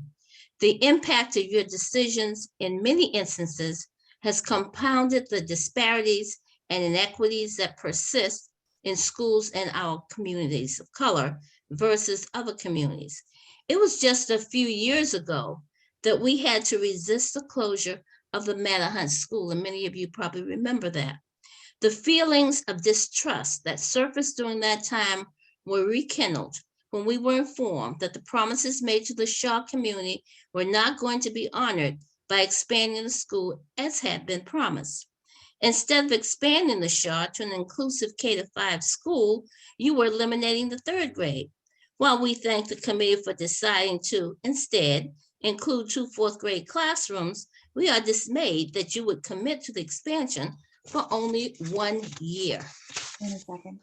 So, while we commend you on the step you've taken, you really haven't done enough. The Shaw School should be treated the same as other schools that you've had to make decisions about, namely the schools in Rosendale, where you moved to find a 6th grade for them, even though there was not the space in the buildings. In fact, you took a vote to expand those programs without even knowing where the 6th grade would be housed. While at the Shaw School, there is space there to expand the school to a K-5. So we're asking that you provide a permanent solution now, that you expand the school as you promised, and that you relieve the families, students, and the staff of that anxiety that will be there throughout all of next year as they get closer and closer to the time to have to either engage in this advocacy again or move to another school, or parents will decide now that they're not willing to put themselves and their children through that exercise again, and they will just leave now. We're pushing BPS students out into charters and other schools because of the way we disrespect them and because of the way that we treat them. So I ask you to make the right decision by giving them the assurance, and this time keeping the promise that their school will be expanded to a K-5 school, not just for next year with the 4th grade, but for subsequent schools. Embrace the school community and show them that you appreciate the work that they have done with the school and the families for the last year. In closing, just one more sentence, please. In closing, if Boston Public Schools is to be a truly anti-racist district, then we need to get rid of anti-Black decisions that continue to perpetuate and create racially inequity results. And thank you so much for the extra time. Thank you, Ms. Fields. Jackie Pelletier is not signed into the meeting. So Chair Robinson, that will conclude our speakers for general public comment. Thank you, Ms. Sullivan. And thank you to those of you who spoke this evening and shared your perspective. Your testimony is very important to us. Our first action item this evening is the approval of in-kind donations with a total estimated value of $20,020. I will now open it up to the committee for questions and comments. Any questions?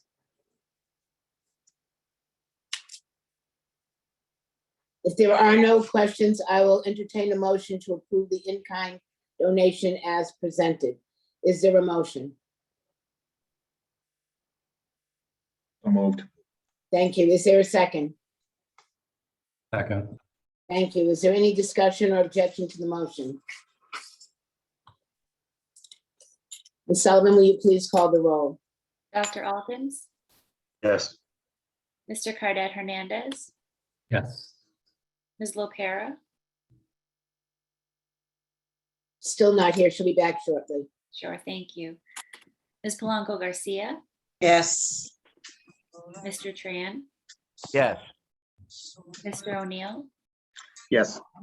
Ms. Robinson. Yes, The in-kind donations are approved unanimously. thank you. Our next action item this evening is for grants for approval totaling $883,650. I'll now open it up to the committee for questions and comments. Are there any questions or comments regarding the grants?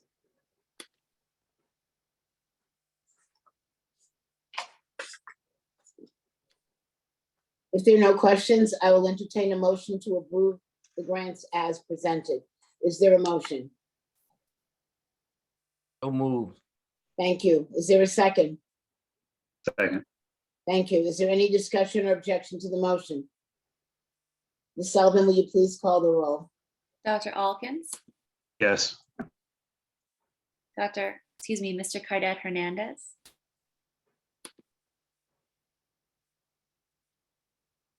You're muted. Yes. Thank Thank you. you.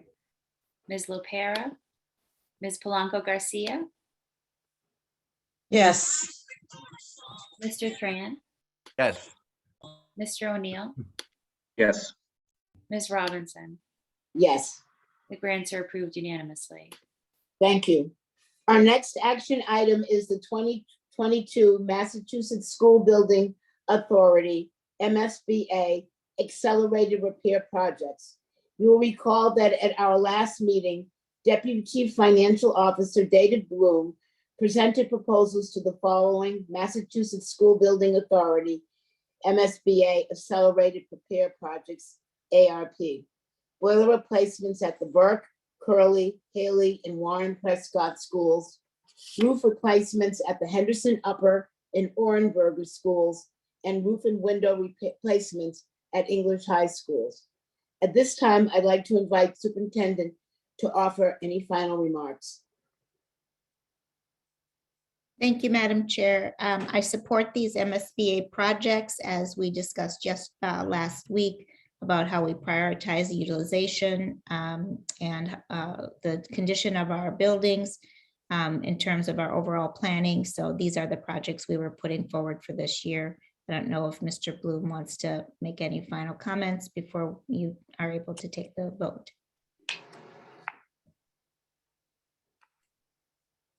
Okay. Mr. Bloom, no, okay. Thank you, Superintendent. I'll now open it up to the committee for any final questions or comments.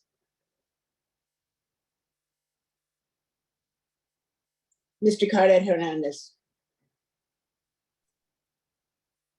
Thank you. In our last conversation about this, we had asked some questions, and I'm just not sure if we had circled back to them around the use of the racial equity planning tool in this decision making, and then sort of where these buildings ranked in relationship to other priorities across the city. And I'm wondering if there's clarity there to offer.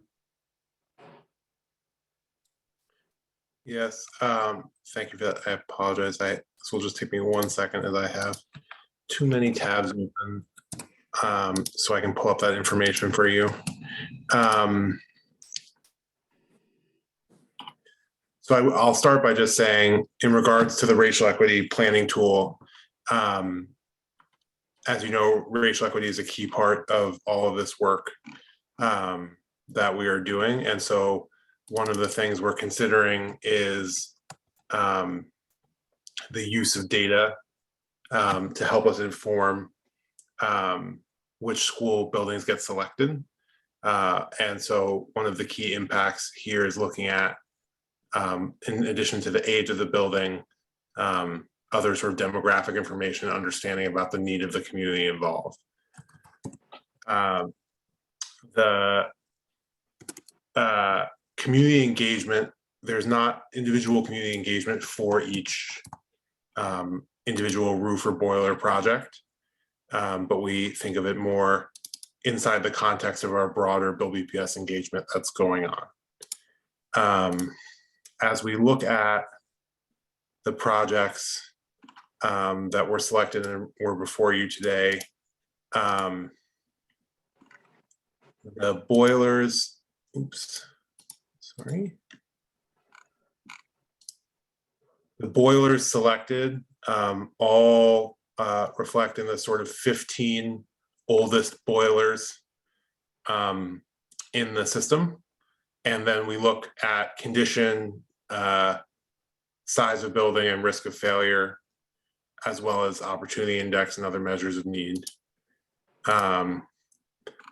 The 2 roof projects selected represent 2 of the 5 oldest school roofs in the district. And then part of our determination here is that these roofs get prioritized in part because they're the bigger ones. And if we're going to get reimbursement for some of our roof projects, we want to get reimbursement for the bigger ones. And we can handle some of the smaller ones in-house.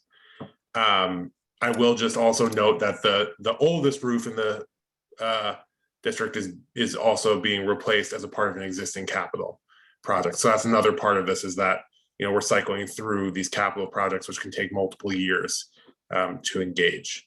I know you've also asked for a historical list of MSBA projects, and we are still compiling that list for you, and we'll be able to present it to the committee shortly. Thank you. Are there any other questions?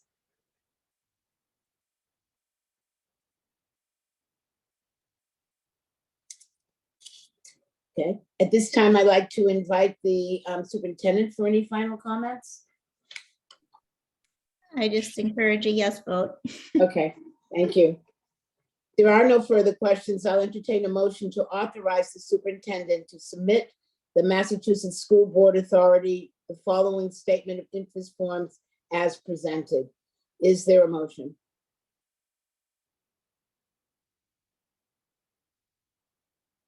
So moved.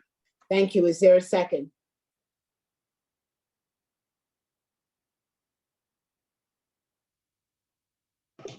Second. Thank you. Is there any discussion or objection to the motion? Ms. Sullivan, will you please call the roll?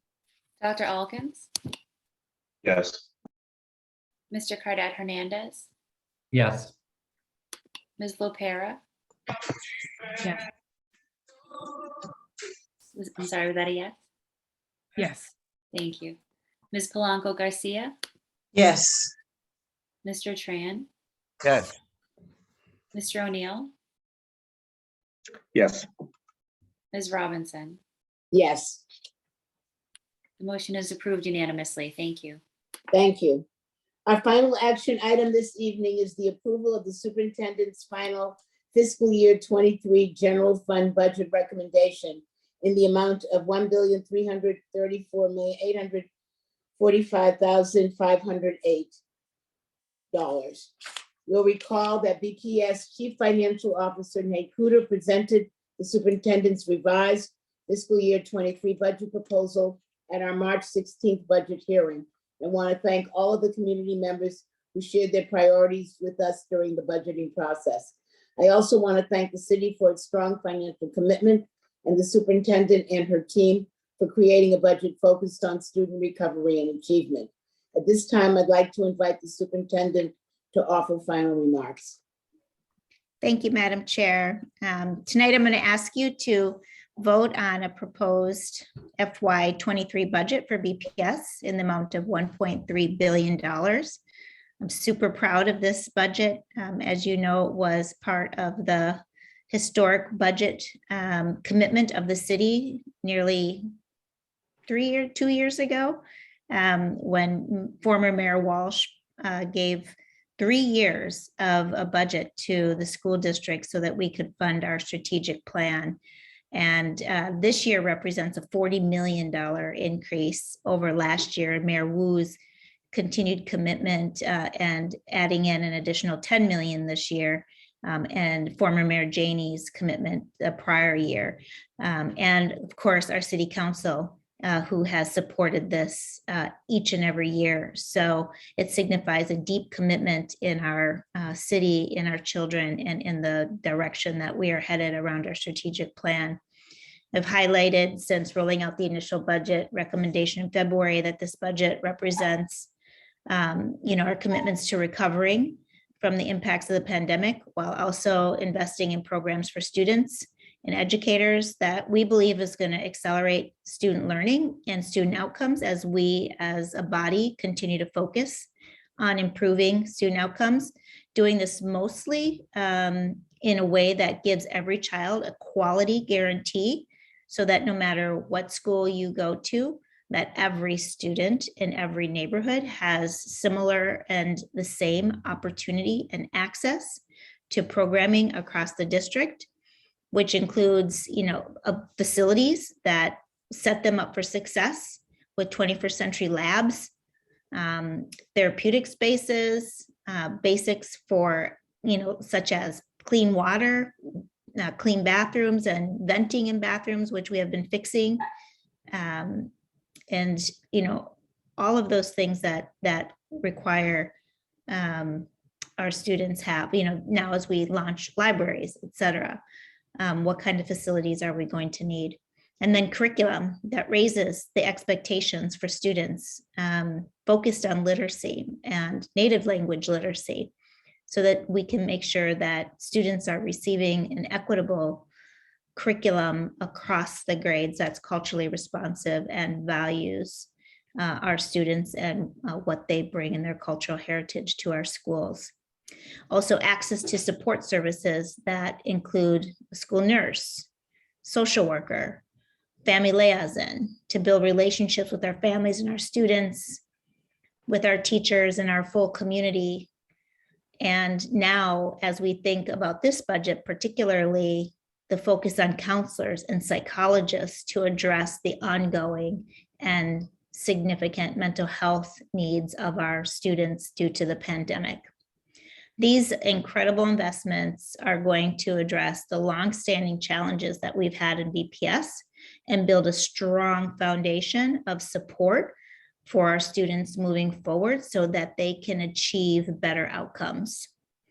With these steps and commitment, we're going to more transparently discuss these issues and affirm for the public how we're moving forward with the dollars, and making sure that our public has the information that they need so that they can understand our budget better and they can understand exactly where the dollars are going.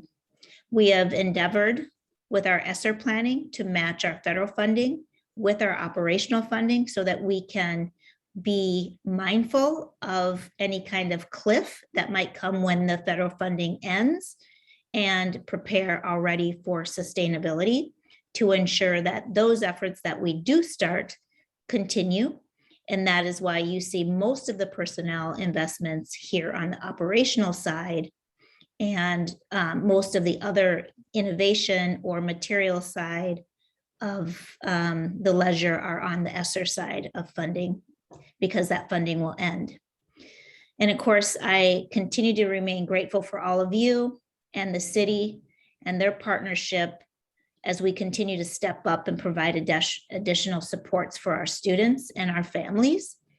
And I'm grateful to the BPS budget team, of course, and all of our department heads under the leadership of our executive team who have worked collaboratively and cross-functionally to develop this budget. And, you know, I just thank the public for their feedback and all the hearings, which has provided us some guidance around how we needed to shift and change some of what we have proposed here, as well as the significant questions, concerns, and feedback that we've received from school committee members.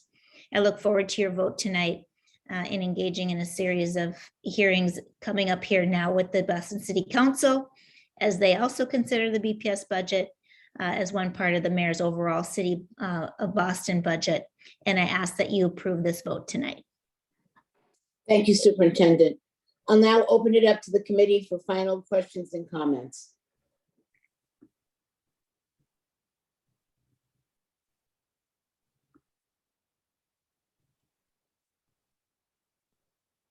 Anyone have any? Dr. Alkins.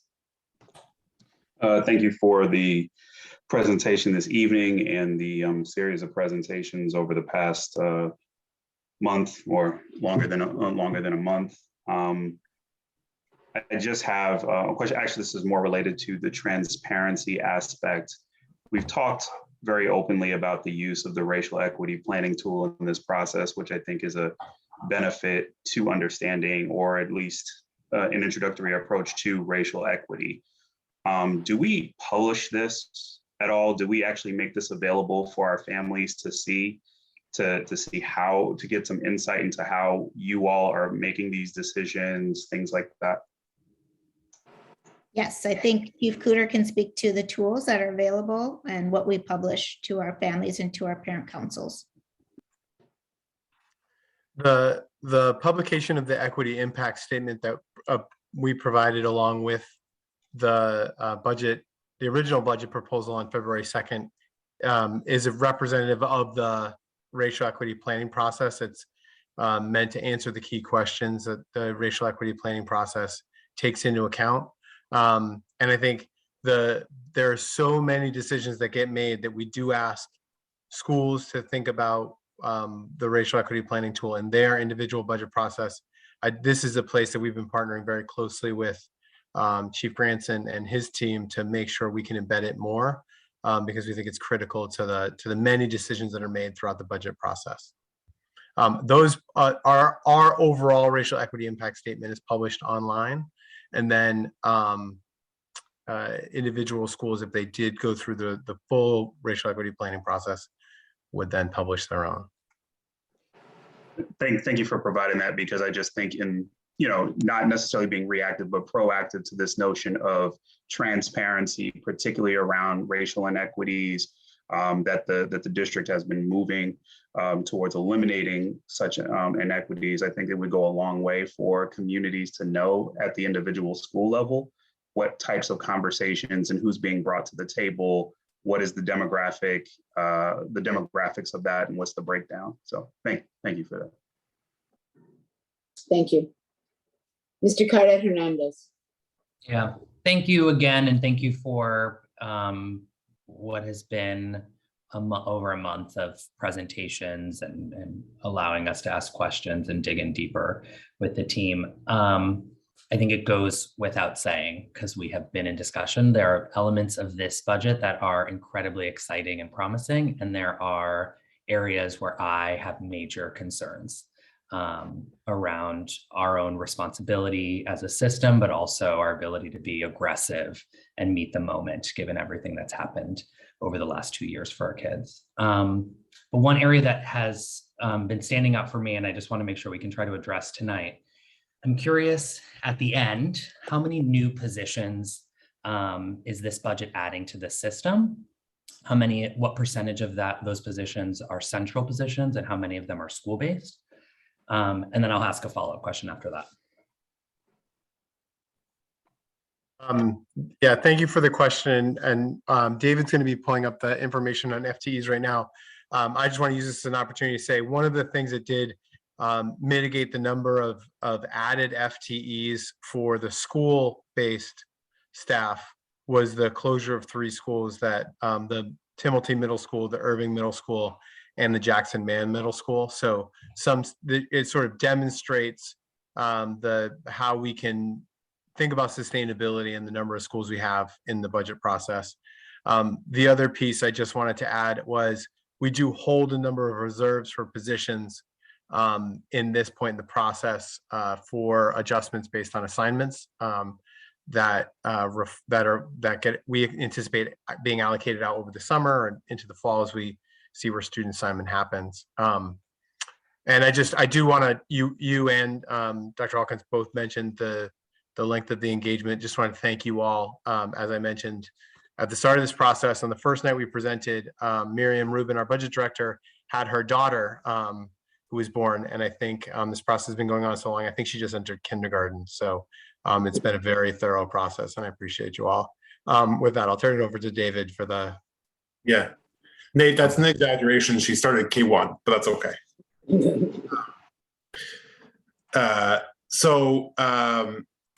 As a system on the general fund, which you're voting on tonight, we've added 117 positions.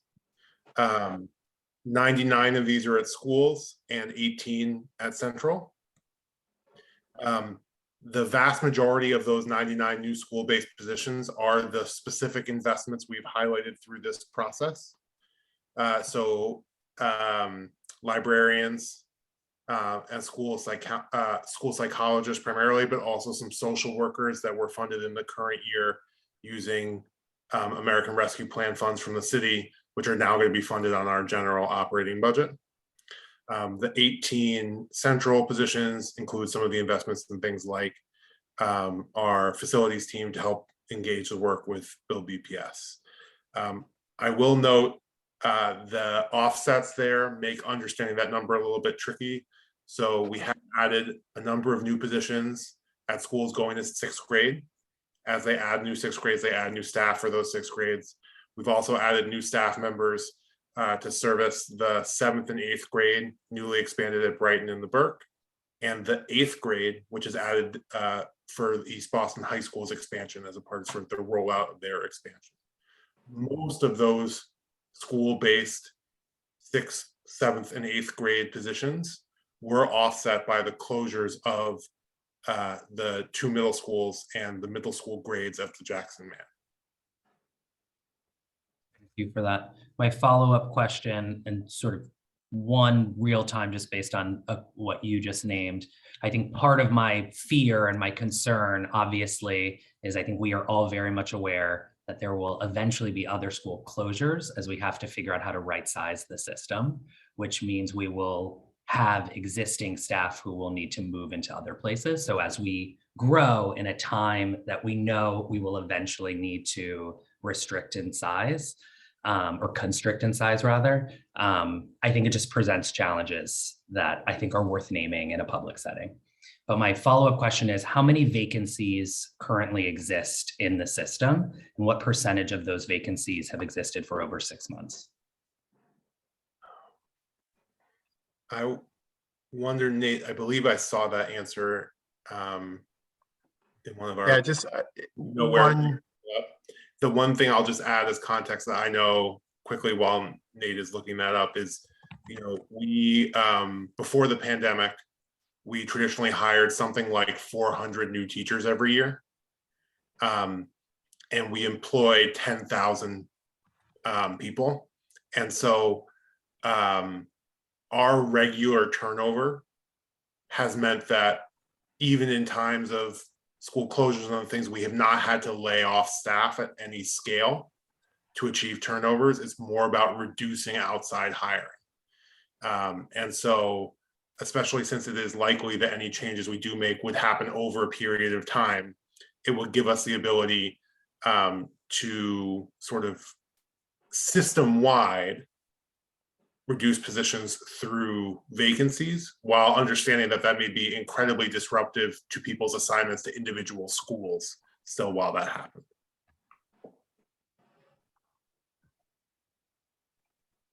Okay. Are there any other questions? I think there were, Mr. O'Neill? Oh, I think we were waiting on the answer to the vacancy question, the current vacancy question. I apologize. I know the number of vacancies is somewhere around 800 at this point.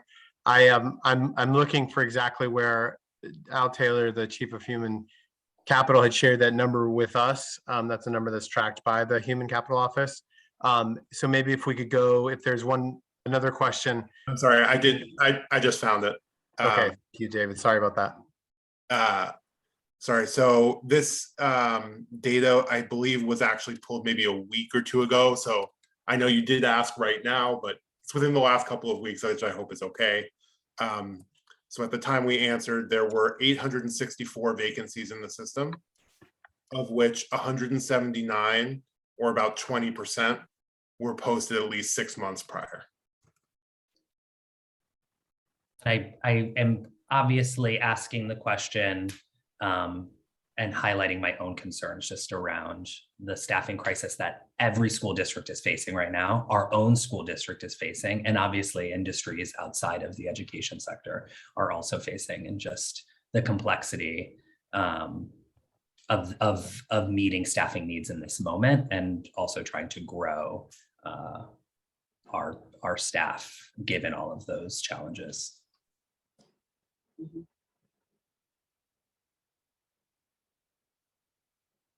Thank you. Mr. O'Neill? Thank you, Madam Chair. I do have a question and then have some comments. I'm glad to wait the comments if you want me to do that. But the question for Mr. Kuder and Mr. Bloom is more based off on a comment I think Mr. Kuder just made, where he reminded us that we were voting on general funds. And so we do have several different sources of revenue. And could you just clarify for me, please, Mr. Kuder, and for the public, about the assumptions made on the federal funds, Title I, Title II, et cetera, which, we know there are, as the superintendent mentioned before, she and I were recently in DC for the Council Legislative Conference. So we did receive briefings about, what the administration's proposal was for increases in Title I, Title II, Title III, IDEA, et cetera. Their cautious optimism at getting a level of increase. but not able to clarify at this point what it would be. So could you just please step through kind of the next steps on what assumptions you made? And then, you know, what happens when final allocations are made and how it comes back to the committee, et cetera, please. Yeah, absolutely. Thank you for that question. So mechanically, what happens is we ask the school committee this evening to vote on the general fund. That's all of the funding we receive directly from the city of Boston to support our school program. And that vote is taken. Once that happens, we then move on to the city council process where they approve our appropriation, all in anticipation of us loading for the start of the fiscal year on July 1 for next fiscal year. At this time, what we do is project our grants with best available information and present to you a budget that shows all funds based on our best working assumption of both our federal entitlement grants and how much we'll get, and the competitive grants that we have received that we anticipate receiving in the future years. In the past, we've had to project declines in Title I after years where we had over projected. For next year, we took a more conservative approach and projected level funding of Title I based on the current allocation. We will find out later this summer what our true Title I allocation will be. That, of course, as Mr. O'Neill referenced, will include the federal government's total allocation of entitlement grants funds, those federal funds, and Massachusetts, and then our city's share of low-income students as part of that. So there are two factors. It's the overall amount of money, the total pie, if you will, of Title I, Title II, Title III, and Title IV funding, and IDEA, which is for students with disabilities. That's the total share, how much is going out. And then our slice of that will be based on effectively our percentage of poverty as a district as it relates to the country overall. And so there are a number of factors. It becomes very difficult for us to project with any great certainty. We, of course, work with our great partners at the Council of Great City Schools. When we receive our actual allocation in the summer, we will then balance the budget and make changes. And then, of course, the school committee votes to accept and expend all grants. So you will be voting to accept that grant, and we'll be able to ask questions about how we change those federal grants based on what our projected amount was. I think I covered all of it without boring too many people. But is there anything I missed, Mr. O'Neill, that you wanted to make sure I covered? So maybe I would like to just add one piece from what Mr. O'Neill and I learned this past weekend about the census. And we got some sobering data about the census. It won't impact FY 23 budget, but it will impact FY 24 budget. We have 4,000 less students categorized as high poverty students in the city of Boston, which everyone across the nation is seeing these decreases in the number of kids who are categorized as kids in poverty, low-income students, because of the way that the census rules worked when the last census was taken. So that is concerning and will need to be something that we watch for the not this budget that you're going to vote on tonight, but the next one. And just to add one more detail, because of the timing of the federal approval of their budget and how long it then takes to flow through us, we will be coming back to you later in the spring for approval to sort of expend in advance of receipt of funds. That is a typical process we do every year that allows us to say, for a teacher who's doing supplemental services paid for using Title I, the city will, or the school committee essentially will sort of guarantee that we will be able to pay their salary, even though we haven't actually received the funds yet. And then if we need to make any adjustments, we present that to the school committee as a part of the vote you take on the grant. So you will hear back from us later in the spring, but it will be a rather mechanical interaction without too much added context. So thank you both for that. And Mr. Kuda, so all of that was important, but I also picked up that you said you basically budgeted flat for federal funds. As I said, we did hear that the proposals that they increase, but as the superintendent said, one, there were changes in the census. So that may impact our percent of high poverty students relative both to the rest of the Commonwealth and the other states. There is also a troubling proposal to change the funding formula of how it flows. That proposal has been made in the past by administrations of both parties and has failed, and they have kept the current formula, which is in the best interest of Boston, quite frankly, to have the current formula remain. But I just wanted to flag that to folks that the proposal has been made by the administration to change the formula that may hurt us as well. So there's positives of proposals for increase, but negatives both about the census and how the formula works. So I appreciate the flat budgeting. I think one other thing, just for perspective on the fundings that we're talking about right now, is the federal funding. I think a lot of folks think that federal funding is a big amount of money. And David, how much does the district get for federal funding minus special education? Yeah, so Title I, for example, is sort of in the low 30 millions, depending upon how the final federal budget will come out. So it's a pretty small fraction of our overall $1.3 billion budget. Right. Thanks, Madam Chair. I have some comments to make as well, but I recognize my time is up, so I'll wait if Okay. members have questions. Are there any other questions? Dr. Alkins? Thank you, Madam Chair. This has been another question, particularly related to the quality guarantee that I think is excellent goals and contributions to that. One of the things that I am passionate about is also the creation of equitable STEM learning opportunities. And so I'm very curious as to the investments in this budget that will go to sort of create these partnerships, internship opportunities, and really starting at, you can start as early as 7th grade, but really thinking about those investments alongside the other great additions in this budget.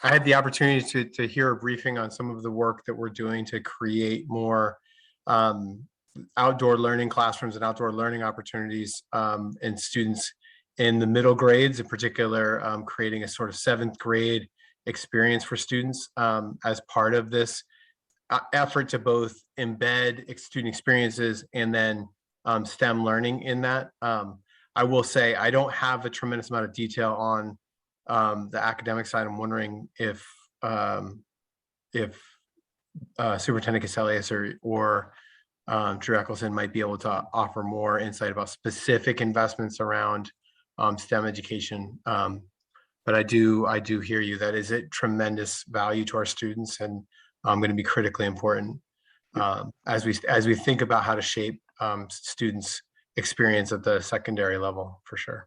And this is something that can completely be answered offline, and I'd be fine like talking about it then.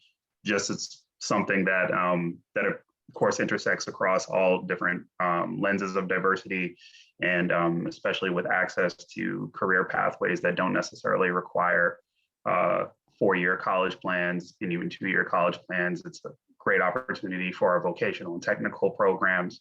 So it's just something that I want to make sure it does not get lost in this as well. So thank you. Thank you. Other questions?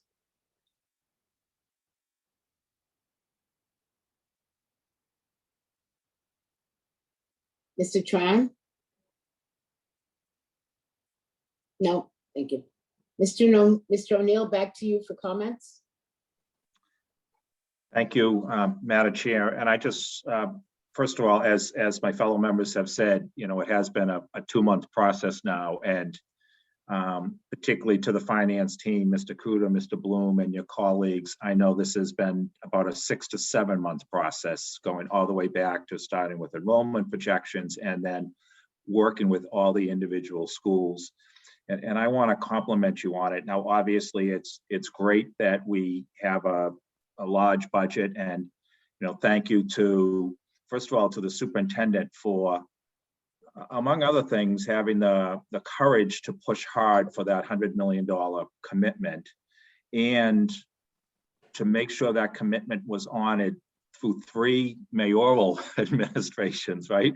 Mayor Walsh, Mayor Janey, now Mayor Wu, all of them have bought into it, have supported it. The city council has supported each year, and thanks to them as well. And the thoughtful way of how that money has been deployed. So we talk a lot about, students need to be in a position to learn. It's not just about spending in the classroom, but doing things such as the nurses, the social workers, the school psychologists, the guidance counselors, the librarians, the work that's been done on food service over the past couple of years, which has been a bit more of a challenge now through the pandemic and since, in hiring employees to get back to fresh food. And that's clearly a goal that we want to focus on in the future. But the work that has been done has been incredible. And all of that is geared towards putting in our students in a position to succeed. And I'm really thankful for that. So thank you, Superintendent, for pushing for that.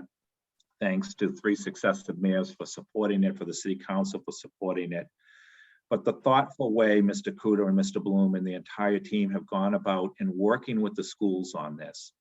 In years past, we would often hear from many school communities, both publicly at school committee, but then also privately from school leaders who were concerned about the process.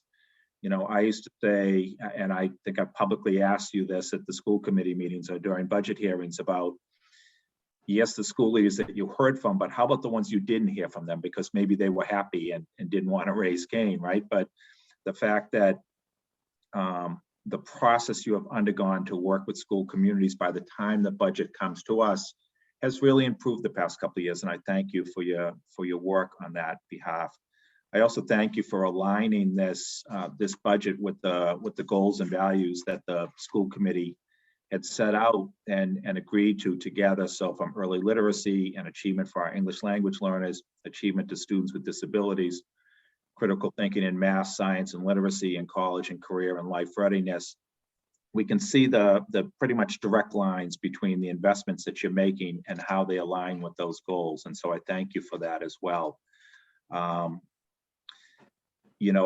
agree, and I want to call out and second the concerns that Mr. Cardet Hernandez raised, because this is I don't want to say an embarrassment of riches, but this is a very large budget. And then we also have the ESSER funding to spend, and we happen to be in a really good position.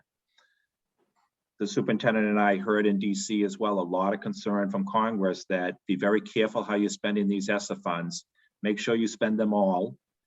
They don't think we're spending them fast enough, and they want to see how we are tying that spending to helping our students recover from the challenges of the pandemic. And there is a very strong risk that certainly this funding will not be extended, and that we run the risk of decreased investments in the future. And so we have made the conscious decision, as you have outlined in this budget, to put a significant amount of money towards soft landings for a number of our schools that have had decreased enrollments. And I have agreed with that decision because we don't want to unfairly hurt schools when our students are so much recovering from the pandemic. But there is a potential storm cloud or two in the horizon 2 or 3 years out, as the ESSER funds go away and how enrollment trends continue, that we are covering right now with soft landings. And so I just want to flag that for folks, and second the point that Mr. Cardet Hernandez was making about being real careful on our hiring to not cause more pain for our students a couple of years down the line. And so I agree with the choice made about soft landings, but it is going to continue to be a challenge for us that we're going to have to pay attention to in future years. But when I put all these things together, I congratulate the team for the work that it's done, and I'm very happy to support this budget as presented. Thank you. Any other final questions, comments? Mr. Cardet Hernandez. I'm just looking over two things in this moment, and I'm hoping maybe you can help unpack this for me. I have some outstanding curiosity around the plan for students with disabilities specifically. So I'm wondering if you can walk through the investments here. And I think in sort of the bigger conversation that folks are having around receivership, how does some of this investment address some of the concerns we're hearing from the state?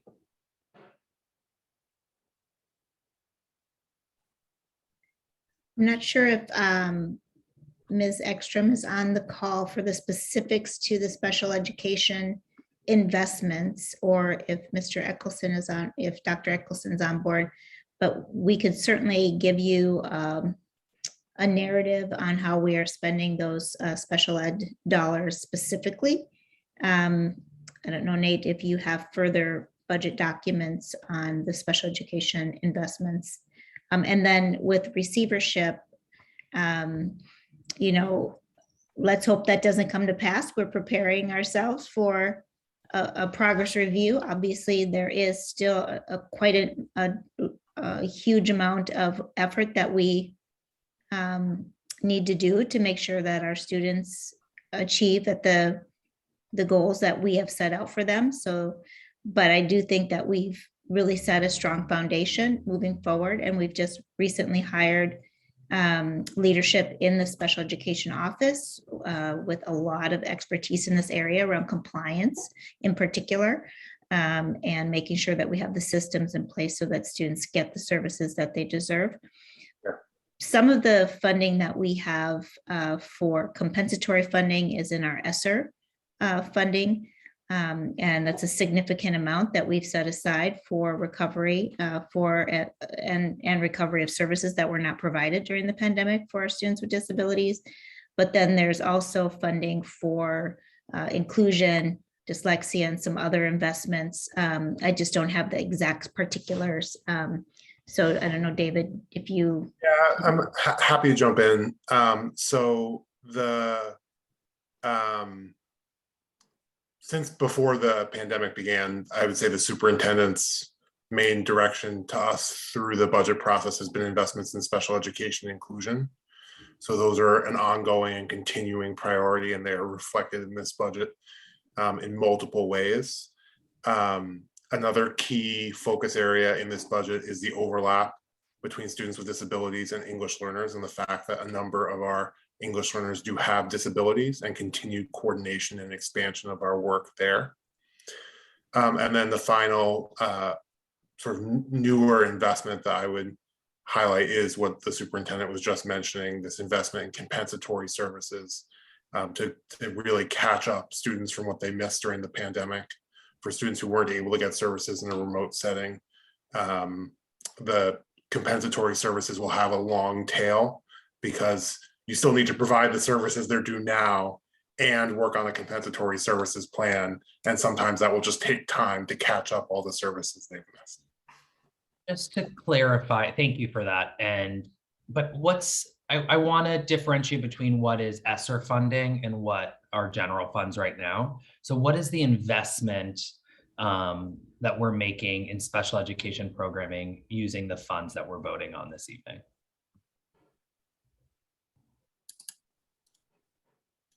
I would say the biggest, as David pulls up some more specific information, I would say the largest investment where we see is the growing of inclusion programs. The district has been, over the last decade, really growing inclusion as a district grade by grade. And so each year you see the conversion and expansion of more inclusion opportunities. This is now at the high school level, where we're converting classrooms and programs to have more inclusive opportunities.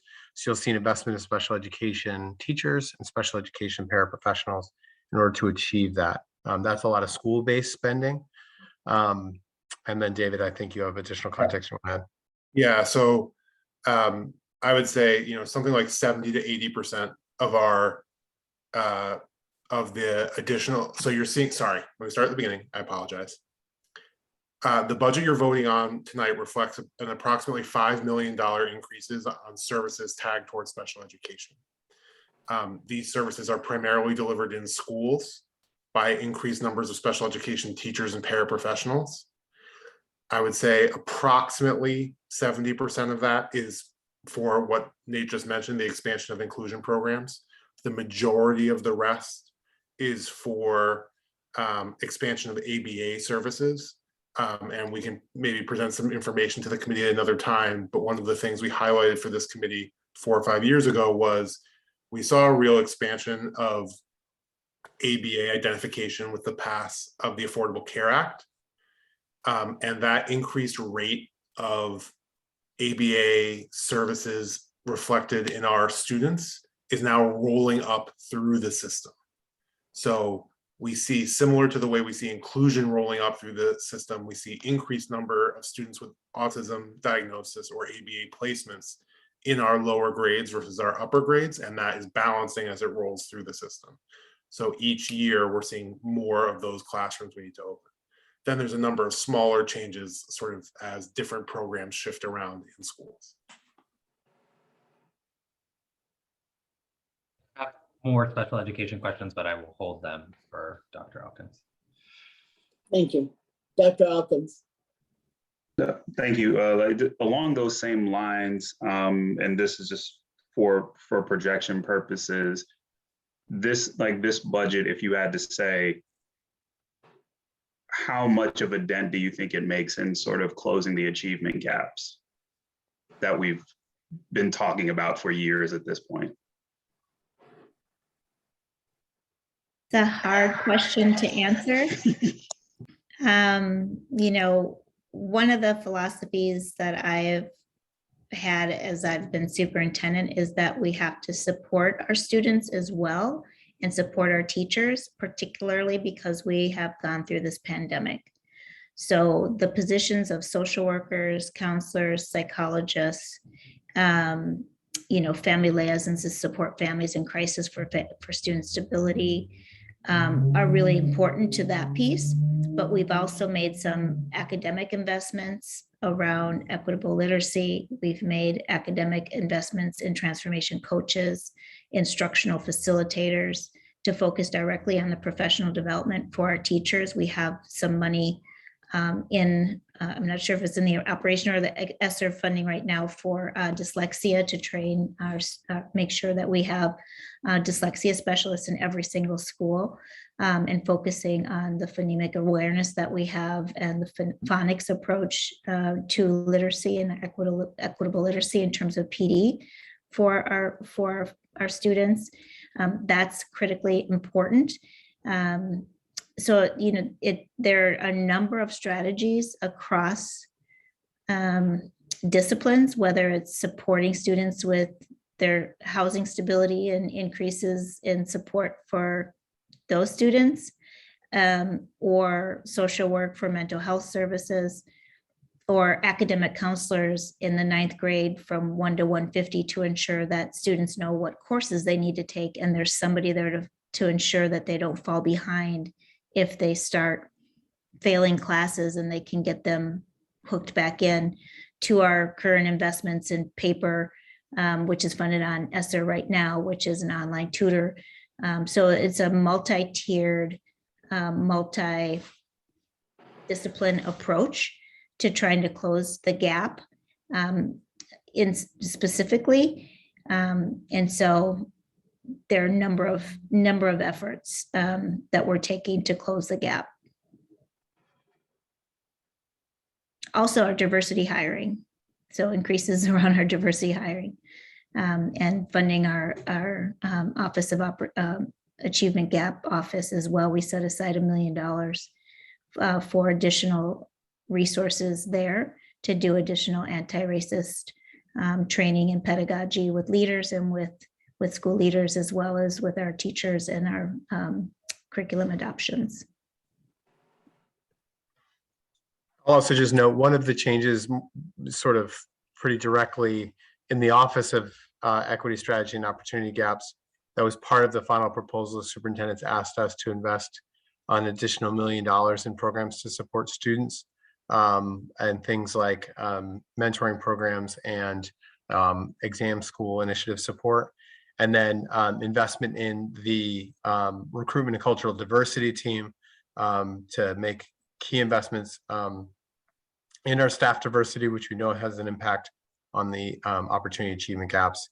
And then the last change to the budget that came from central was an investment in athletics, which is really about opportunity gaps more than the achievement gaps, but we really want to create more opportunities for success both in and outside the classroom for our students. And I think a lot of these investments and opportunities are going to yield results that are hard to measure, but really critical importance and part of our quality guarantee. I also wanted to just say, our Mass Core implementation is another large investment that we have in this budget to ensure that students are able to have access to a rigorous college and career ready opportunity and curriculum in high school. Thank you. Mr. Carter Hernandez. That's going to be my final question, I think, this evening, but I think in a similar vein to Dr. Elkin's question, but one that I hope we actually would have a number for. In order to meet the compliance needs pre-COVID, as well as the compensatory services missed throughout COVID, what is the actual dollar amount it would take to be in compliance with special education needs? And I will ask that question for students and families with disabilities, and I'll ask the same bottom line number for English language learners. Dr. Ekstrom, I see, is on the call. I'm not sure if you know that exact number. I know that it changes every IEP that you write. So you could take a stab at that. And I don't know if Nate or David, if you have those numbers also for EL. Sure. I apologize. I do not have those numbers, but I absolutely will do my best to get that research, to get that information for you. It's a very interesting question. Yeah. And I think, just as Dr. Cassellius has just stated, every time there's an IEP, we're finding that maybe more services may need to be delivered. And I will tell you that we are currently working with approximately 3,000 students right now. In regards to trying to receive compensatory services and COVID-related compensatory services. So there's a little bit of a difference there, right? So, but we are working very closely with Catapult is one resource that we're using currently. And we're also internally trying to support some of that work as well. So it's a continuous moving target, but we also are very happy to report that, we are planning on beginning our face-to-face instruction as well to support some of that so it's not all virtual. And we're hoping to begin that at the end of April. So further information will come out once we get our buildings secured. Thanks. And I can just add some of those numbers to that. So our initial projections based on a first pass of IEPs and services after we came back in person was it would cost something in the realm of $6.5 million to provide COVID compensatory services. We also have a budget that I apologize, I can't separate out for ongoing compensatory services because in part, the same people who are providing the original services provide some of the compensatory services, and it's hard to schedule it out. I will say, as a part of our school budget collaborative process, every school meets with a cross-functional group of central office staff, including the Department of Special Education and Department of English Language Learners. And part of what they certify is, to the best of their understanding and knowledge, that we have provided enough staffing in the school to meet the needs on every student's IEP and all of their required ESL minutes. Now, we know that there are often challenges in then operationalizing that, either because services and needs change between now when we're finalizing the budget and 6 months from now when the school year begins, and also because we have natural turnover and people going on leave So we have somebody, who we thought was going to come in and fill an ESL position.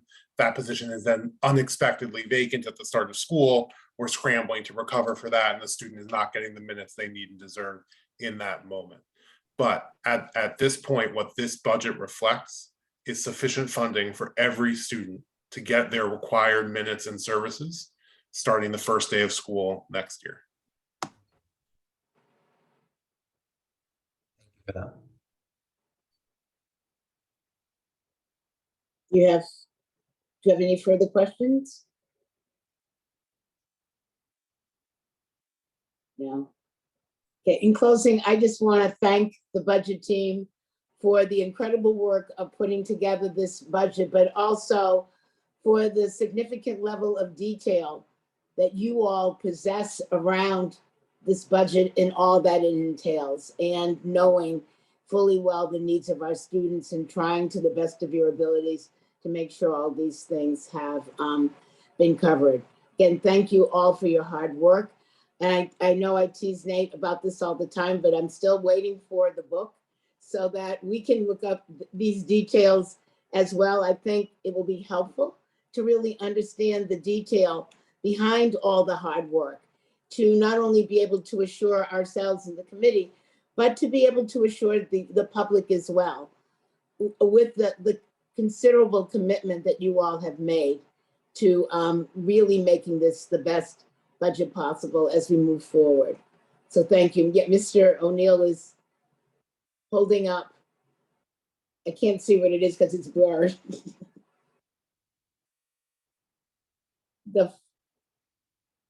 You're muted, Mr. O'Neill.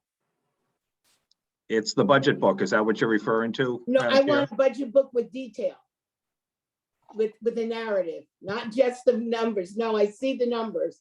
No, it's the narrative. That's what I want. It's so the things that Nate and Mr. Bloom were just telling us, that we can look up and find those details and understand also what the investments are. So I'm not sure how that can be made, or maybe it can just be made into something that's online that you can click. But I want your knowledge preserved in the way that it is shared with all of us. So as we have questions, we can begin to see also how these investments are working. So I want to thank you. If there's no further questions, I'll entertain a motion to approve the superintendent's fiscal year 23 general fund budget recommendation in the amount of $1,334,845,508 as presented. Is there a motion? Moved. Thank you. Is there a second?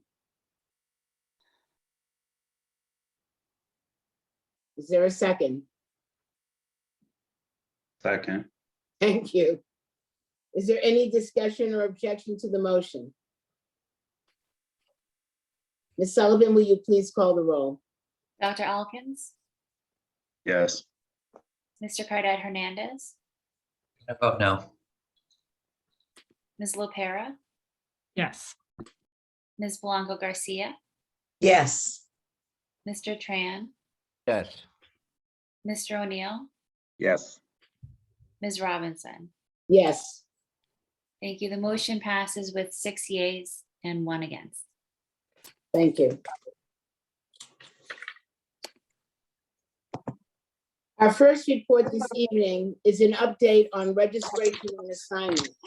I will now invite Active Chief of Family and Community Advancement, Denise Snyder, and Senior Director of Welcome Services, Sonia Gomez Banray, to please present the report. First, I will invite the superintendent to give opening remarks. I want to thank Ms. Snyder and her team for their incredible hard work on registration.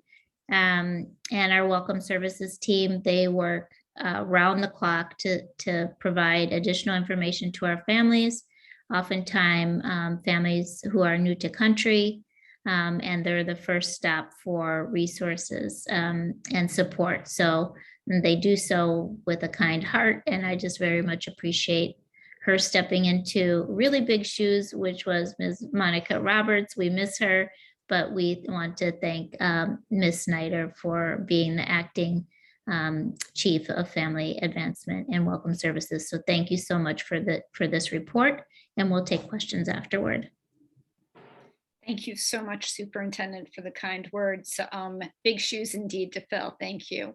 Madam Chair and members of the Boston School Committee, thank you so much for the opportunity to present tonight an update on registration and assignment work within the Office of Welcome Services. Sonia Gomez-Banre, the Senior Director for Welcome Services, will co-present with me, and together we look forward to sharing more about the efforts this office makes to support our families and our students. Next slide, please.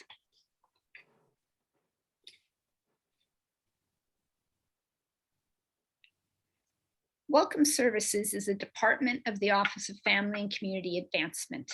It's often the first face that our new to BPS families see. It's also where families turn when they find that they need to change their address or wish to request a transfer.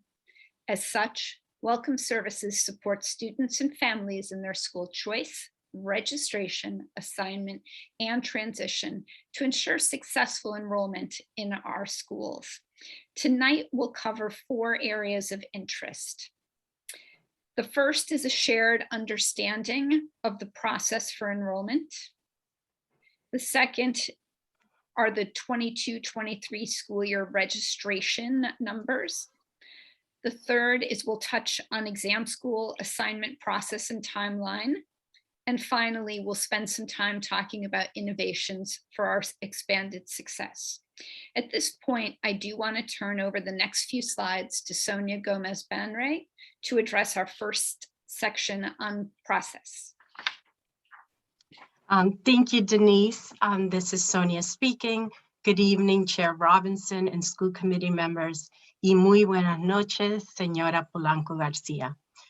Tonight, we will spend a little time ensuring members understand the enrollment process. We have 4 welcome centers located across the city and BPS buildings in Dorchester, Roslindale, Roxbury, and East Boston. East Boston is a part-time site, and staff there also provide supports throughout the city as needed. For example, staff called Trotter and King families in 6th and 7th grade this winter to provide support around school choice and ensuring that their choices were turned in round 1. The staff are multicultural and multilingual, typically aligning with the demographics of the neighborhoods they serve, speaking 9 languages collectively. Most people know them for registration. However, they also support school transfers, change of address, and even work permits during the summer. As you may know, our registration process includes a rounds process to utilize for next year, and registration and a more on-demand system for current year registration. Here you will see the timeline for the rounds process. Families begin discovering their school options in the fall and are encouraged to start pre-registration in December. Pre-registration simply allows families to enter all of their own demographics, shortening the appointment time with the specialist for their actual appointments. During the rounds, families meet with a registration specialist, either remotely or in person, to review the required documents and confirm school choices. Our staff often provides counsel at this point for families who have made few choices or who have questions about their options. Families are then notified in March for round 1 grades and in May for round 2 of their assignments. I should also note that this timeline excludes exam schools, which we will cover later in this presentation. We're often asked why registration is so complicated. It does require several steps, and even more steps if the families can't easily access the required documents. However, Our team offers support for every step, and each step is intentional and designed to support families' access to a seat of one of their choice schools within their home base. It also ensures appropriate program placements when needed. And timing of the rounds is Sonia, we lost. also attached to a few critical needs. Round one, round one, can you hear me now? Yes. Okay, sorry. Round one, which includes typical transition grades, is aligned with non-BPS school decision timelines. K2 is part of round two, which is later for families, but it's aligned with DOJ language testing regulation for K2 students who cannot be tested before March 1st. The rounds support opportunity to prioritize assigning siblings together. The process minimizes the ability for families to hold more than one seat. And rounds 1 and 2 are completed by mid-spring to support transportation routing, and they need the bulk of the assignments before the summer. This slide is designed to give you an idea to give you a visual of the process. If we take a K2 family, for example, they would visit remotely or in person a welcome center to verify their required documents and finalize and submit school choices. If the student speaks a second language or more languages, the student will receive an appointment for a language assessment to see if they might need language program. After these two steps, the student's application will go to an assignment specialist. Here, the application is either processed for current year or batched for assignment as part of the round. The exception to this is if a student has an IEP. The application will go to the Office of Special Education, where they will make the assignment for the current year or flag the applicant for a program seat as part of the rounds. I know that the content of this slide is a bit small, but we thought it would be helpful for you to know what happens behind the scenes when families are waiting for their assignment. This includes everything from finishing up language testing appointments and special education reviews of cases that were completed on the last day of the round. To ensuring that siblings are linked in Aspen, and ensuring capacity for grades and programs, accurately accounting for any new classrooms, changes to programs, and seats maintained by student retentions. Students who have been accepted to special admission schools also need to be removed from their other choices. Then the algorithm is tested several times, checking to ensure that logic is working correctly, that we have enough capacity to assign all students, that we balance capacity across the programs offered by the school. For example, accounting for students who are exiting SEI into general education.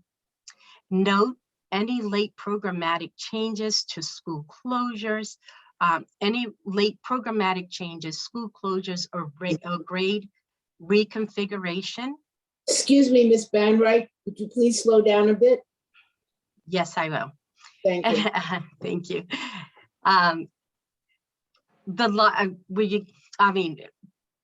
For example, accounting for students exiting SEI into general education.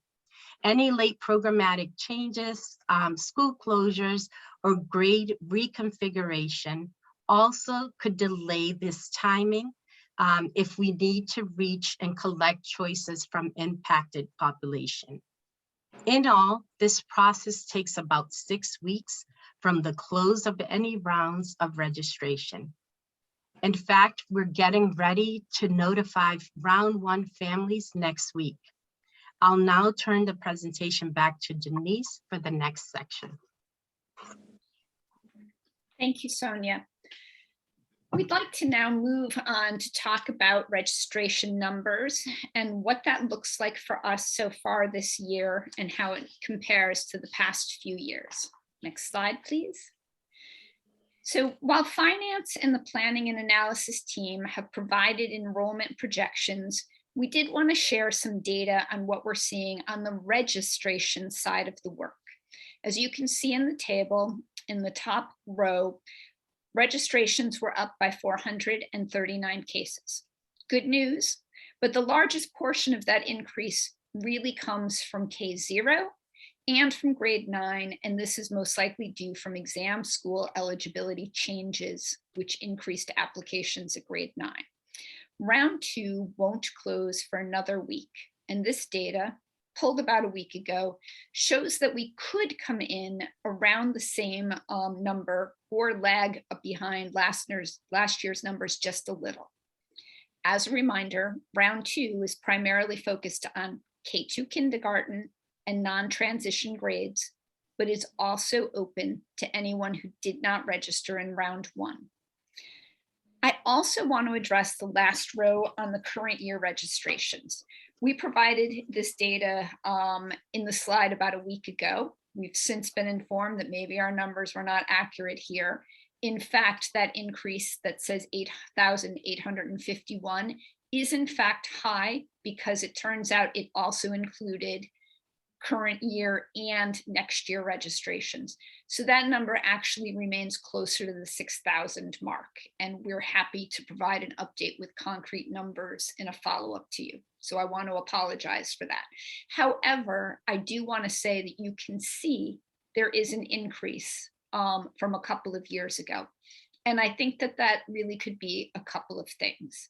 I think that it could be the fact that we were in lockdown 2 years ago, and a lot of people who were often mobile sat still.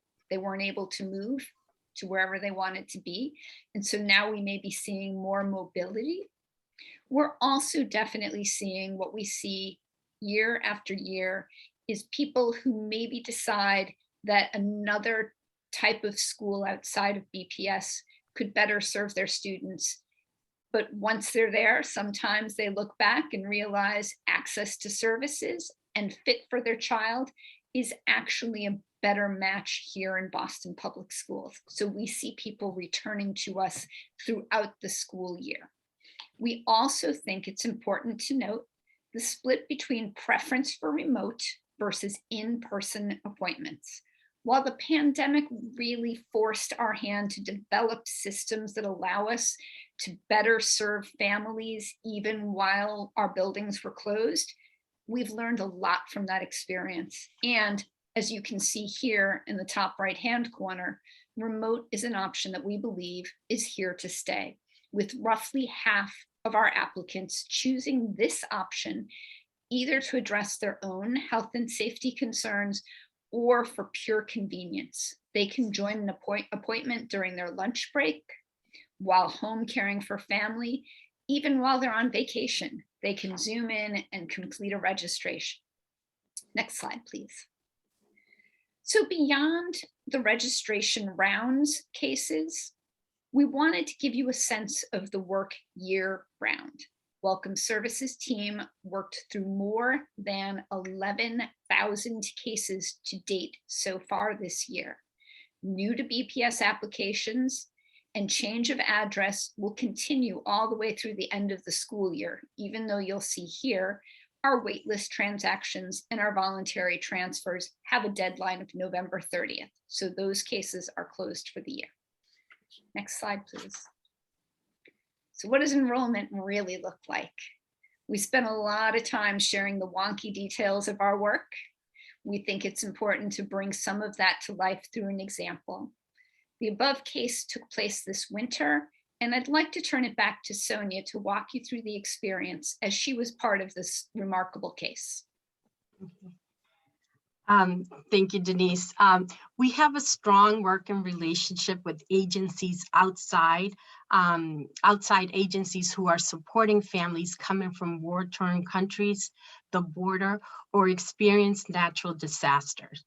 In order to minimize the trauma and get these students into a familiar environment as soon as possible, we work with partner agencies to facilitate the registration process and enroll families in our schools as soon as possible. In collaboration with a host agency, we were able to remotely register this Afghan family with the assistance of an Afghan translator and a volunteer who worked with us to pre-register the family. We were able to schedule simultaneous language testing for all students. This way, the family would only need to visit Newcomers Assessment Center once. As a bonus, Dr. Casilius took time out of her schedule to welcome these 5 girls and their brother into BPS. The family completed the process and we helped identify schools with available seats where the siblings could be placed together.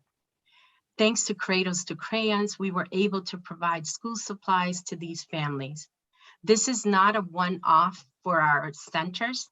This year, we have partnered with agencies to support Haitian families after the most recent earthquake by placing a Haitian-speaking registration specialist at the agency to help guide families with this process.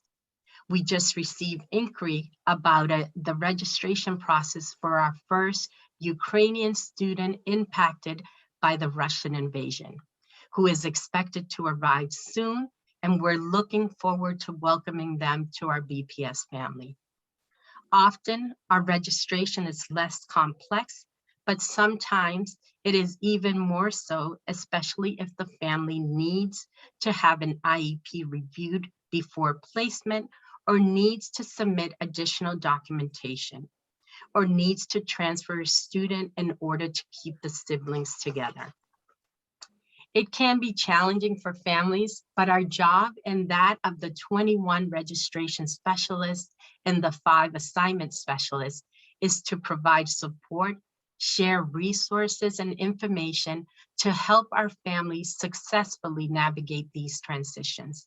I am proud of the work and commitment of the Welcome Center staff.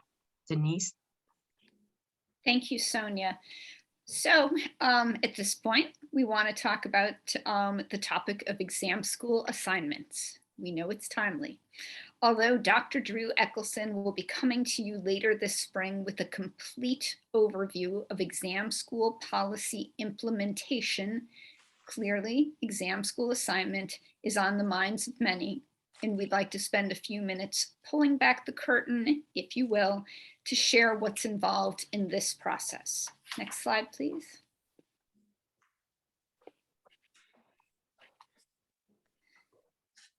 We understand that at the surface, the process seems like it should be simple and that it should not take so long. I hope we can provide some transparency to the actual steps that go into this unique round. Note, the process is shared across several departments. Oversight for the entire implementation for the new exam school policy falls under the Office of Academics. However, Office of Welcome Services, Office of Accountability, OIIT, and Planning and Analysis all play important roles in this work. It is truly a team effort. Important also to note that within these steps are discussions that are not so either or. They include things like, what should we do if a student transferred mid-semester and is missing grades? How do we assess a student's grades that are in narrative format instead of letter grades as some of the private schools submit to us? These investigations, these determinations are discussed at our work group level, and the decisions are then vetted by our external auditor. And this all takes time. I want to point out that the range of March 11th to 18th for eligibility notification. I think families rightly want to know why this is a multi-day event. It was traditionally a one-day announcement.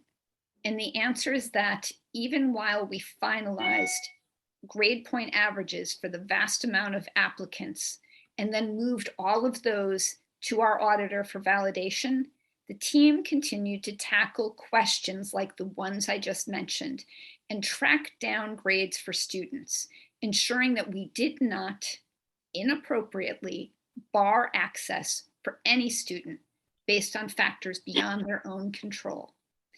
You'll see here that, like last year, we also did outreach to ensure that rising grade 7 and rising grade 9 BPS students had equitable access to exam school seats, which means we called families of students who qualified for exam school based on their GPA, but who did not rank exam schools.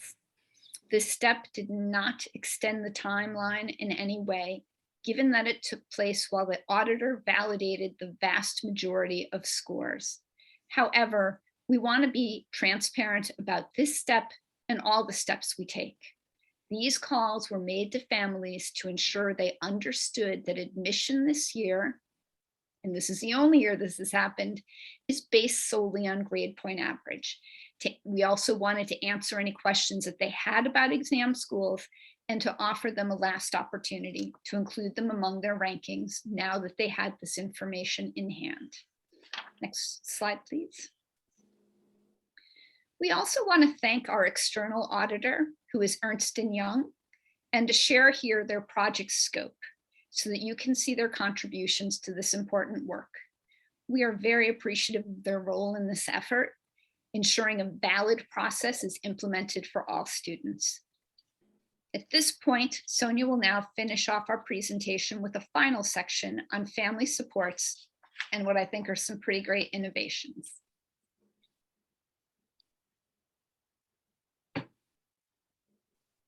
The last area we want to spend a little time on tonight is to share a few highlights of family support, as well as recent and soon to come innovation. Sorry. I'm not sure why it's not clicking. Okay. While team members offer support in a number of ways to families who come through our doors, I want to mention some of the consistent supports we provide. The first is that our team is often the liaison between families who are experiencing homelessness and the services our colleagues provide in Hearn. We're able to identify families in two ways, either because they come to us with a shelter letter or their situation comes up through conversation. In either case, staff creates a referral to Hearn for additional support services. The second support is specific to addressing the needs of families in transition. This may be calling families who should have returned transition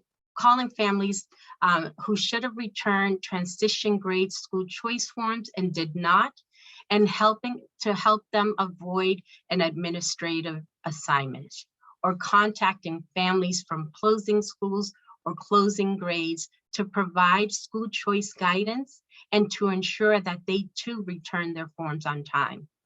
We also provide professional development for school-based staff who help to do this work on the ground with families, ensuring that they have the right information needed to successfully navigate the process with families.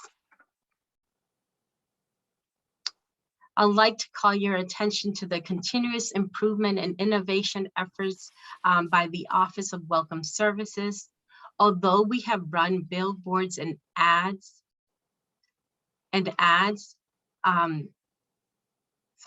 although we have run billboards and ads in the past, this year we have added geotagging features to those ads, which sends follow-up messages to relevant passerby. So if you're the ages of 18 and 60 and you got on a bus or a train, you will receive a message, and that message for people, we have over 5,000 person who click that message. We also launch a new registration campaign partnering with ASG, marketing to produce multilingual ads, targeting communities that tend to miss priority rounds. Our goal is to expand this work with not just additional advertising next season, but also placing staff in neighborhoods where the data indicates lower early registration. Based on our data from the past few years, this includes targeted efforts to reach Spanish-speaking and Haitian Creole-speaking communities in specific zip codes who tend to register in later rounds or over the summer for school. Over the summer for schools.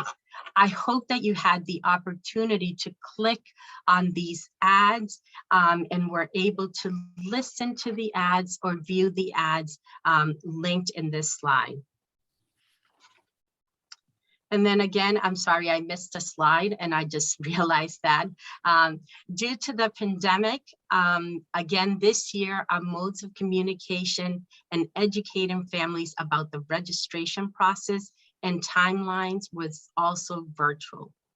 The department held a total of 28 registration information sessions, including 4 specific to the new exam school policy. And recording of these were posted on the website for anyone who could not join. Welcome Services also coordinated and published school preview times. These are virtual school tours, ensuring that 3 or more of these sessions were held in every school. Another feature introduced a few years ago is the online scheduling tool. Families may now choose to use this tool as part of the pre-registration process to schedule their remote appointments or in-person appointments.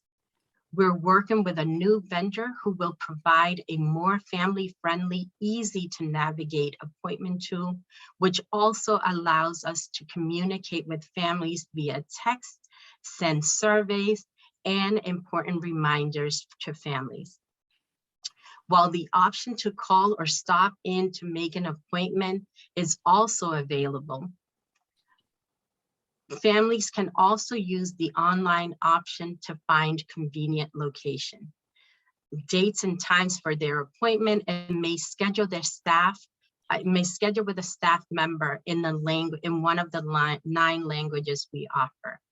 If we do not have a staff member who can fluently speak with the family's language, we tap into Lionbridge, our telephonic interpretation for support.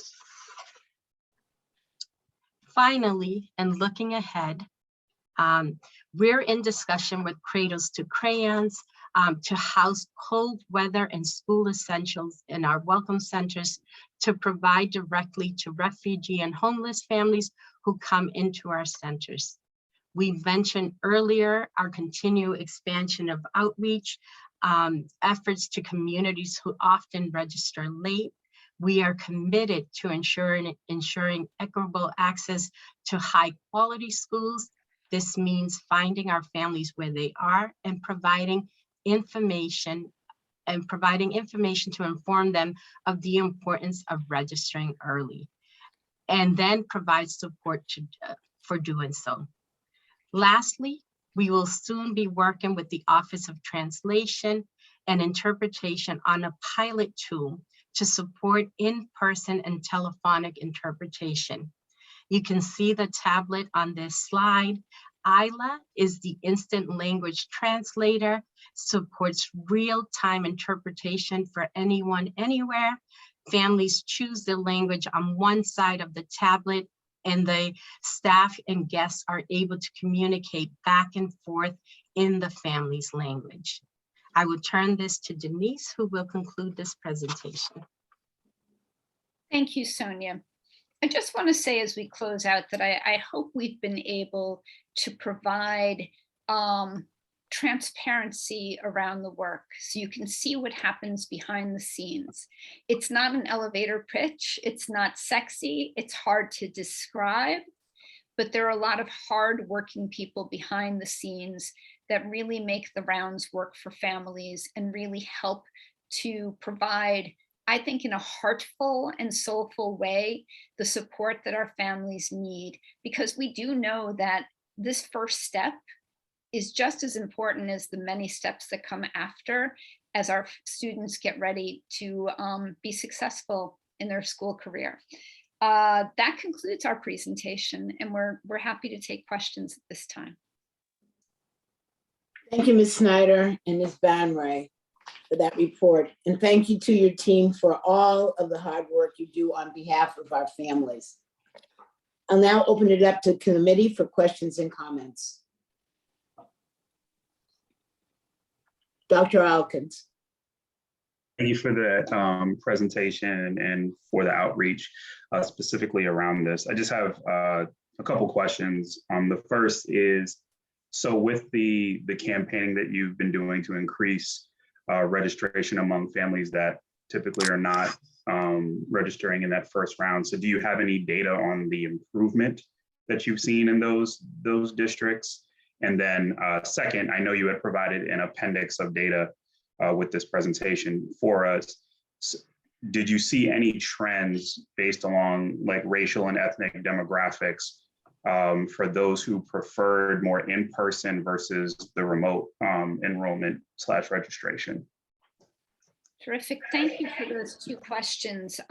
So in the first one, I want to say that we're really not going to know data until we get through August and have comparable, comparison data. Who showed up May, June, July, August. So we have a totality of the picture, and then we can break it down.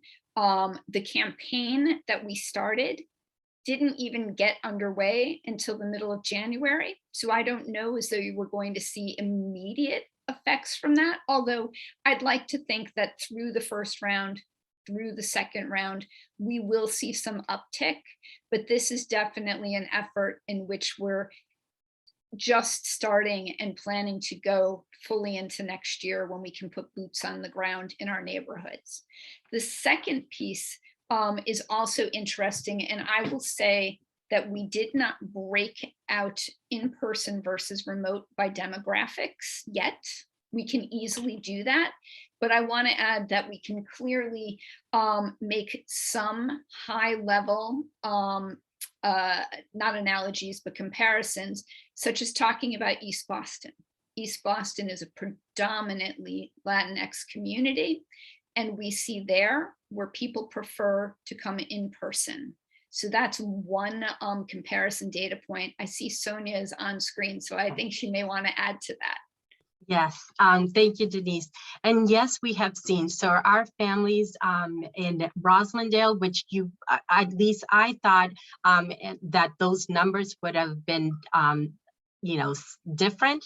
The vast majority of the families, Spanish speaking Haitian families, do prefer in-person appointments. So those families do come in for in-person. We see the same thing in our Roxbury, in our Boylan Building Center.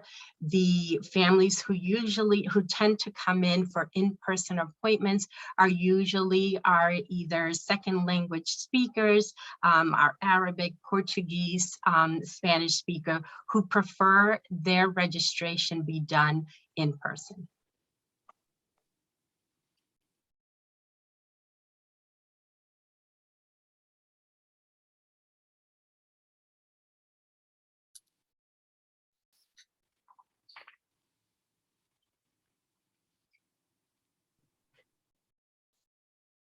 Madam Chair, I believe you were muted. So sorry, Mr. Cardet Hernandez. Thank you both for this presentation, and you can feel your passion for this work and for getting families information as fast as possible. So really thank you. And I know it's a hard gig over there. I want to live in a world where everyone is adapting to BPS's schedule. And we're not having conversations about private school, us needing to adapt to private schools timeline, but that is just not the world we live in. And I think you have probably heard ad nauseum concerns that so many families have around the ways that our timeline doesn't match the timeline for other education institutions across and around the city. I'm speaking for my own family now. My kid is in a daycare that had a deposit for next year that was on March 10th. And I think, as folks know, we're not going to find out about my BPS placement until the end of the month. Is there any energy being directed in trying to, either through coalition or through adjustments at BPS, shift the timeline so that families can make informed decisions earlier and in a way that aligns to some of our competition? And if so, what is that going to look like and what can we expect? Thank you so much for that question. It is one we talk about a lot, and we feel that tension. My child's 23, and I experienced that tension when she was 5. So count that back a little bit. There's a couple of things I want to say, and one is we are always talking about this and looking at the tension between supporting all of our families, which means families who have choices in and out of BPS, and the earlier we can inform them, the better. That tension is also up against the fact that, as you see this campaign we're rolling out, we have a lot of families who register late. So the more we move up the timeline, the more we might be causing disparities around who actually gets access to seats in that priority round. Big tension. I think we'd have solved this by now if it weren't for that big tension.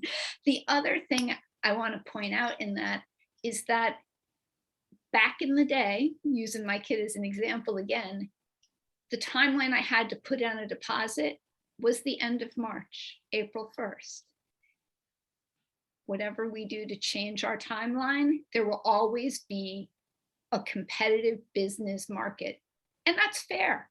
Not even trying to take that out on anyone. People want and know that they can lock in a deposit. They will move that up by a few days, by a week, by 10 days. So we're always going to be in that space. We have had conversations in the past. I hope we can return to conversations again where we really talk about families' needs. I'm new in this role since December, but I was here before with the district. Sonia's new since last summer. So we've got some ambitious ideas. One of those ideas is really something we started about a month ago, which is bringing together some of our departments who are involved in this assignment process and looking at the rounds and seeing, is there any way to create any efficiencies in everything you've just seen? Is there anything we can do? I think we've had our 3rd meeting, so stay tuned. None of us know the answer yet, but we really desire to do exactly what you're asking for. Thank you. Ms. Polanco Garcia. Yes. For me, and especially because I'm immigrant, it's fantastic.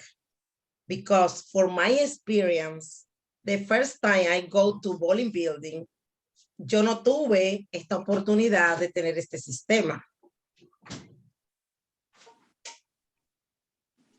Yo no tuve la oportunidad de tener el sistema, de tener un intérprete, un call center donde yo pudiera llamar. Yes, for me, this is fantastic because when I went for the first time to the bowling center, I didn't have the system. I didn't have a call center where I could call. Entonces, muchas familias que están ahora conectadas en esta llamada entienden que en su propio idioma pueden ayudarlo para el proceso de inscripción de su hijo. So for many people who are connected to this call right now, they understand that they can get help in their own language to be able to register their kids. En su propio idioma. In their own language. Porque cuando nosotros llegamos de nuestros países, nosotros no entendemos el sistema. Because when we come back, when we come from our countries, we don't understand the system. We don't understand how it works. Y quiero repetirle lo que dijo primeramente. Las felicito a la superintendente y al equipo que trabajó para que esto se lograra, sobre todo en la parte de los inmigrantes que llegamos y no tenemos conocimiento de lo que es un sistema público, cómo navegar ese sistema público. And I want to really congratulate the superintendent and her team for all the work to help immigrant people to navigate the system. Y yo sé que mi voz en estos momentos, muchas personas que hablan español están escuchando a Rafa y están diciendo, oh, hay un sistema para la inscripción que tome en cuenta los inmigrantes, no importa qué lenguaje hablen. And I know that a lot of people who speak Spanish and other languages are listening to me right now, and they're thinking, oh, there's a system where people who don't understand English can get help Entonces, registering their children. el sistema de navegación, que una persona llegue, va a tener una asistencia. Yo estoy ansiosa por escuchar los comentarios de los padres que comiencen a navegar ese sistema. I'm looking forward to listening to those parents who are starting to use those navigation programs.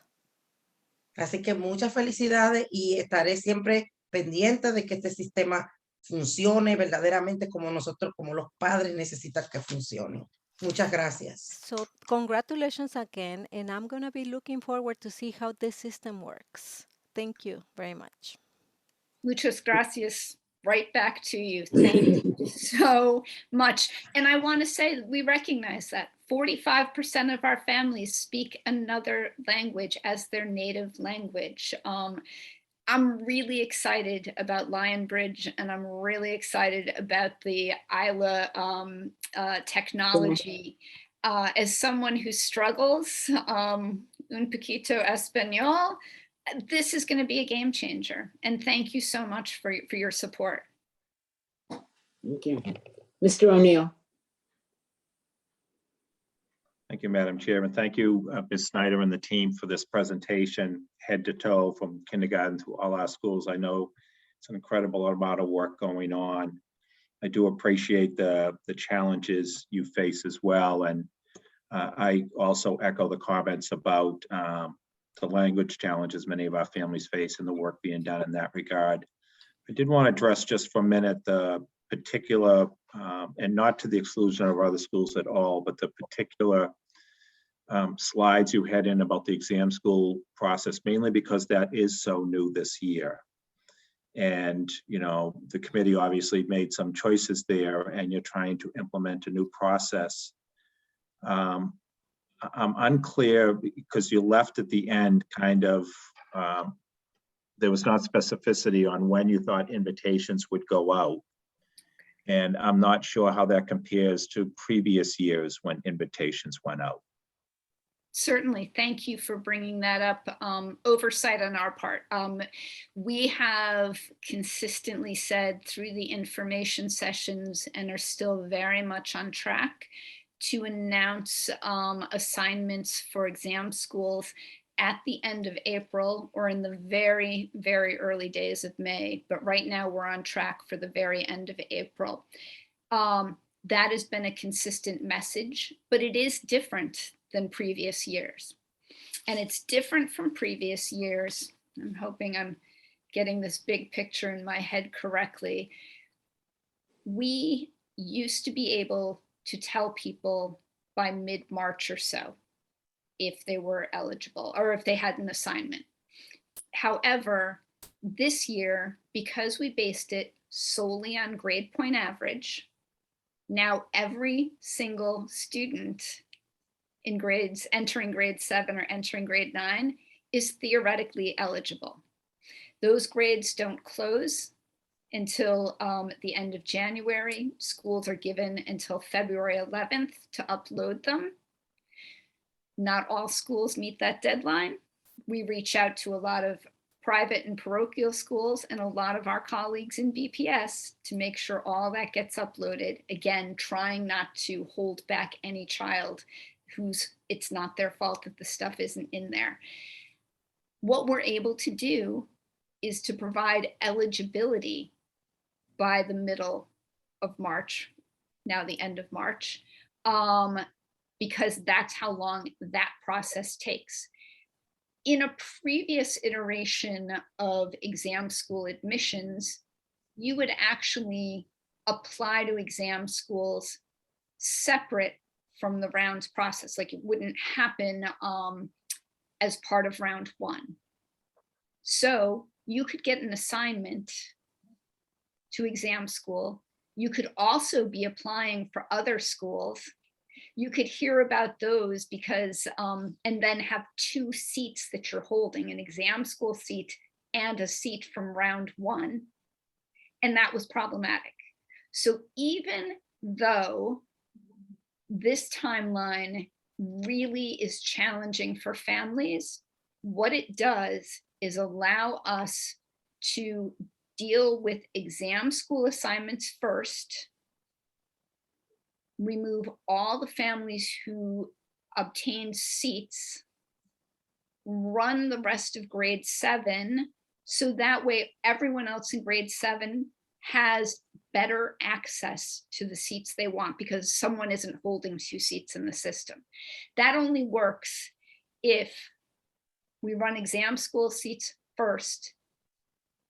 I'm sorry, I'm trying to add too many things in one thing. Let me just stop, take you back to the idea that we're later because of having to look at all of the grade point averages, which is basically all of the grade 7, all of the grade 9, and adding an external validation process through Ernst & Young. Both of those things take time. I'm not, let's suppose that there was a way to have grades come in earlier, or that we were only looking at one term of grades and not 2. We could actually do a different timeline, but it's really based on the fact that we don't even begin to look at GPAs until February 11th, and in many cases, much longer than that. I did start to get into why grade 7 ends up with a late announcement, so I'm sorry to have complicated that. It's important, but it's really 2 separate questions. So it's interesting. Thank you for that. And, you know, we talk in this school committee, like when we did our goals and values work, of focusing on student outcomes, not adult inputs. And yet in this case, it is literally adult inputs being putting the grades in that are delaying, you know, potential student outcomes. And it's delaying it for some, but I want to say that it is the reality of the deadlines. It is. I understand that. Yeah, I think it's also the first year we're doing it, and there were a lot of schools that, you know, may have not thought before that their student, you know, the need for this to happen. And so it's a learning curve for our schools as well. And the more technology and the IT folks can be involved to automate more and more of that in the future would be great. I also thank you for pointing out that the external validation and the way you showed those slides and what the role is for Ernst & Young, the city auditors. And I do know, you know, several committee members, myself included, did suggest that sometime during the summer or fall during the public discussions about the points, and mainly from the point of view of increasing transparency and trust, right? The assignment process has been, you know,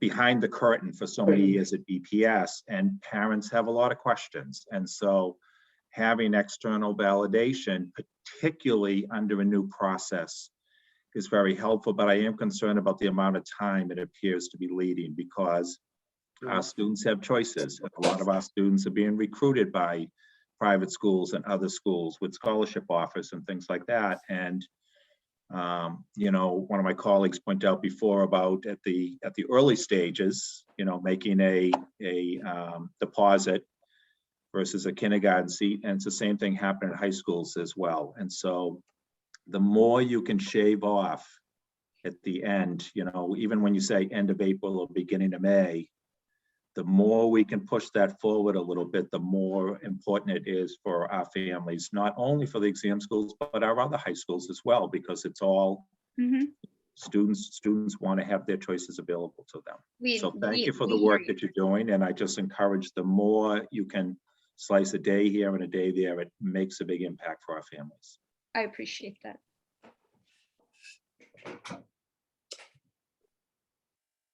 Dr. Alkins.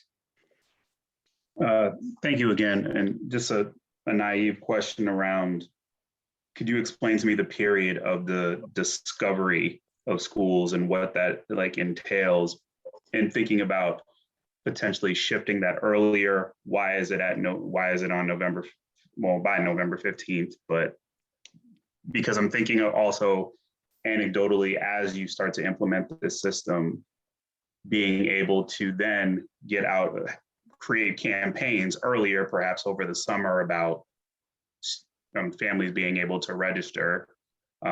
So just, is there an opportunity to shift that period earlier? Potentially. Thank you for raising it. I think everything is on the table as we talk about registration and assignment rounds.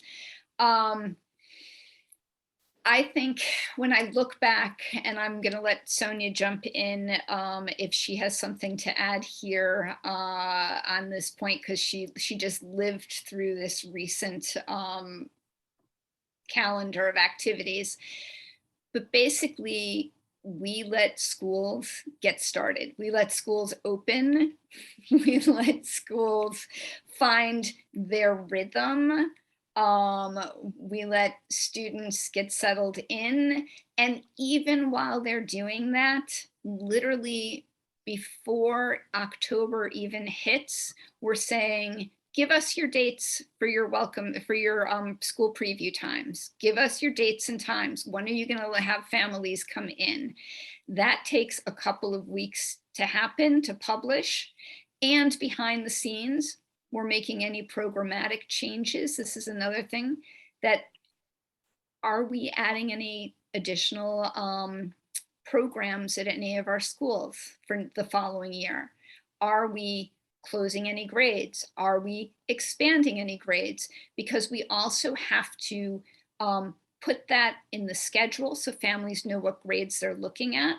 We have to put it in Discover BPS so that when they do a search for schools, options show up, right? We don't want to have them say, well, gee, when I looked 2 weeks ago, I had these 8 options. Now I have 7, or now I have 12, because we've changed things on them.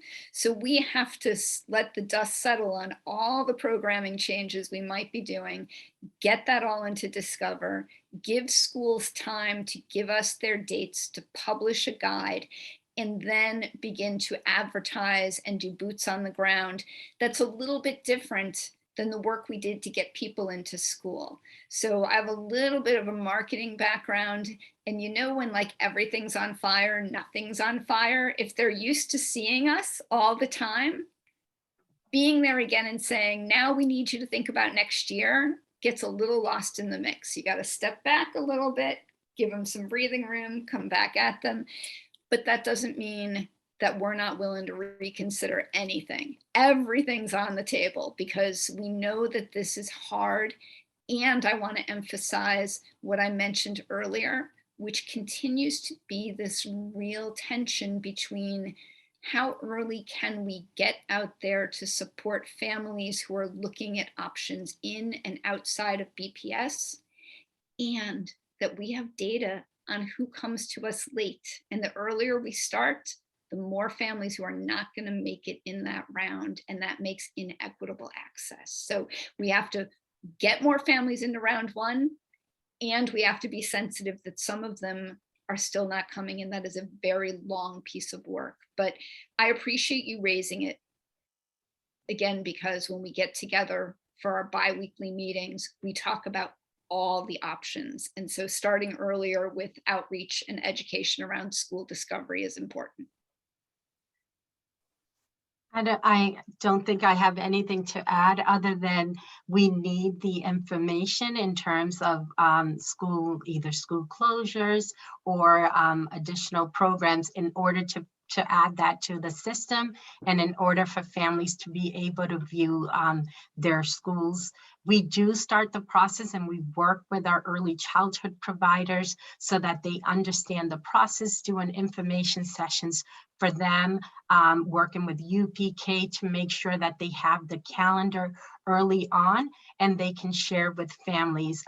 So that process is done early on, but we also then notify all our early childhood providers that the system is live, the information is updated, so that then they can encourage families to go into either Discover BPS or when we go live with the pre-registration process.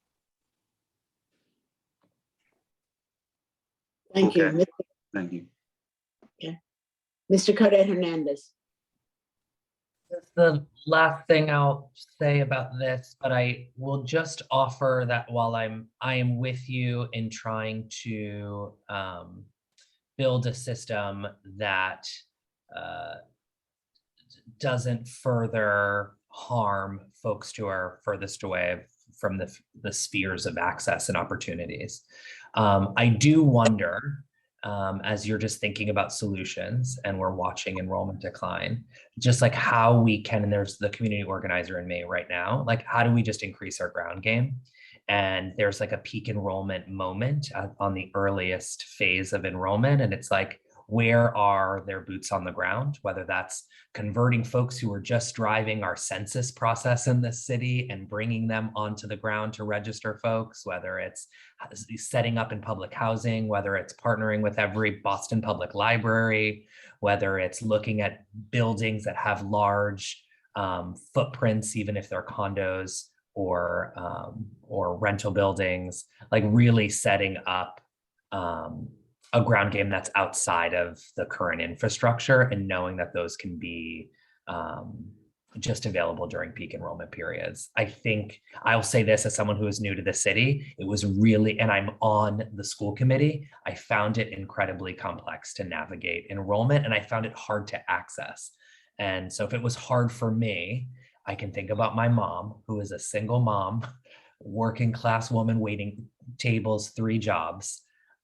It would have been incredibly challenging for her to figure out how to register for me for school. Sure. Thank You you. know, We know it's you're- hard. We know it's hard. And I want to add that that campaign that we're rolling out, part of that is from an ESSER proposal.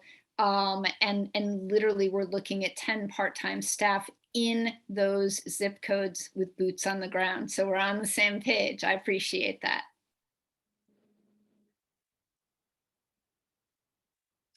I want to thank you, and I want to thank both you, Ms. Snyder and Ms. Van Ray, for this incredible work. You know, with full disclosure, you both come out of Countdown to Kindergarten and have been dealing with the issues for decades of how do we work with our families to get them into school. So it's wonderful that 2 people who really know this inside and out are now at the helm to tackle this, not just to get the logistics better, Mr. Cadet Hernandez, but because you care so deeply about how our families enter and are supported, that I know how hard you all will continue to work out the problems, but also to make this much more transparent. I learned a lot in the last couple of conversations that we've had around this, to see the transparency and to understand, you know, what's behind each of these steps, why it's taking the time that it's taking, and the care that you all are providing to make sure no child gets left behind or gets left out of the process is admirable. And I hope as you continue to work through this, we will have quicker response from both our BPS schools, but also our collaborating schools, to also see the urgency of making sure materials are uploaded appropriately in the format that is needed, so that, you know, we may be able to shave a day or 2 off. But, you know, but we've had the conversation about my desire also, can we possibly look at how we link up better with, you know, the deadlines of other, you know, school options for us in the greater Boston area, so that it's one less, one less strain on families. And if anybody can do it, you all will certainly work to do that. So thank you so much for your presentation tonight. And we certainly look forward to hearing more from you as this season goes by. Thanks so much. Thank you, Chair. All righty. Our final report this evening is an update from the Superintendent Search Committee. We'll pause for a brief moment while Superintendent Consilius walks out of the meeting, and she will rejoin the meeting at the conclusion of this discussion. At this time, I will turn it over to my colleague and Search Committee member, Mr. O'Neill. You're on mute, Mr. O'Neill.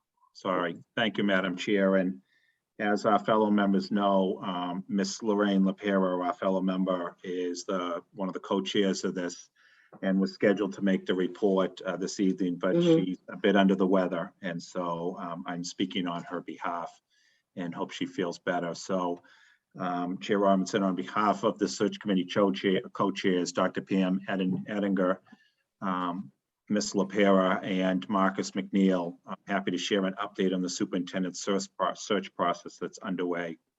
These regular reports to the school committee will include key updates on process, engagement, decisions made, and results. So the Superintendent Search Committee held its first official meeting last night. We plan to meet remotely every Tuesday afternoon until we fulfill our charge, which is the recommendation of final candidates to the school committee for consideration. All meetings will feature live simultaneous interpretation and include an opportunity for public comment. The Zoom meeting link and meeting videos are posted on our webpage, which is bostonpublicschools.org/superintendent-search. Hyphen search, you could also say. Last night's meeting was mainly a working session. Our discussion primarily focused on questions and comments related to what we've been learning from the listening sessions that have been held so far. We discussed the major themes we've heard emerge and the implications for an updated leadership profile for the superintendent job description, which the search committee will then put together and recommend to the school committee. We have held 2 sessions so far, and I'll address that a bit more in the future, but some of the themes that have emerged from those 2 sessions that we've held to date around 2 things. The first are around qualities that families want to see in the next superintendent. Some of the themes we're hearing around the qualities are, first, they're looking for a listener, someone who is collaborative, someone who is the communicator.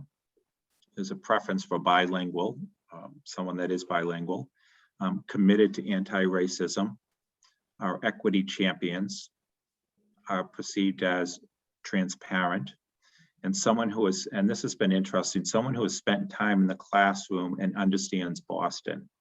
And that is a bit different from what we've heard before in previous years when folks would be more focused on experience as a superintendent. What we've heard from the first 2 sessions is they really want someone who has spent time in a classroom as a teacher, school leader, etc.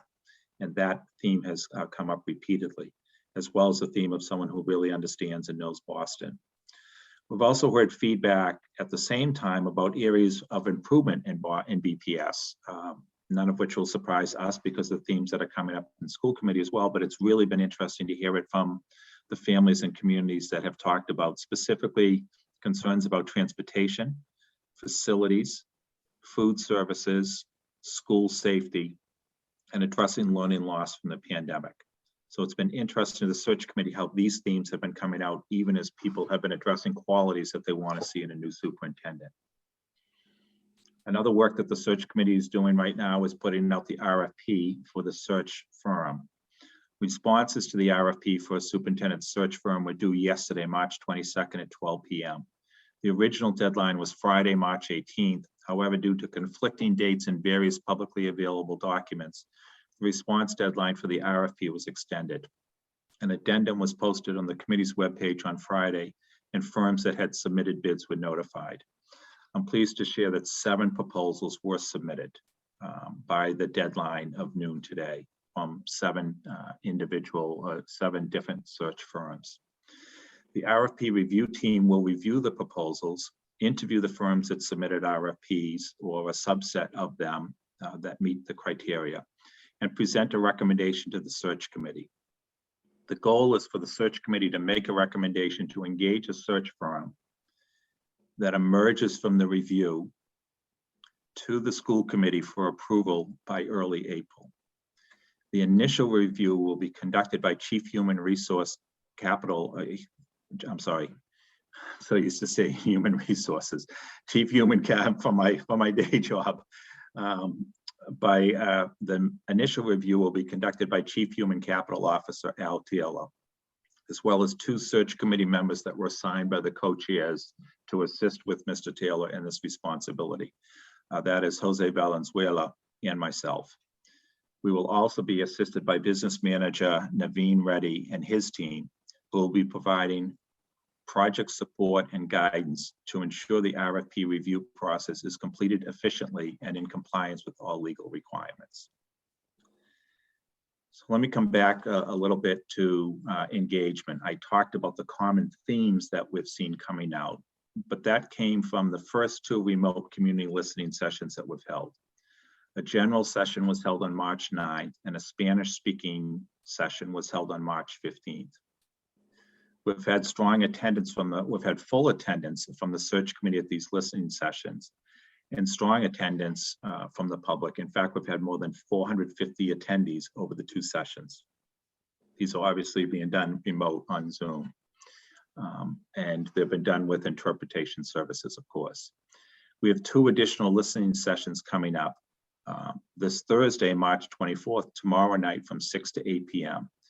The search committee will hold a listening session for students, co-hosted by co-chair Marcus McNeil, and obviously strong support from BSAC. I hope we can say Ms. Mercer, as well as co-hosted by BTU President Jessica Tang. We'll hold another general listening session on Saturday, April 2nd from 10 a.m. to 12 p.m.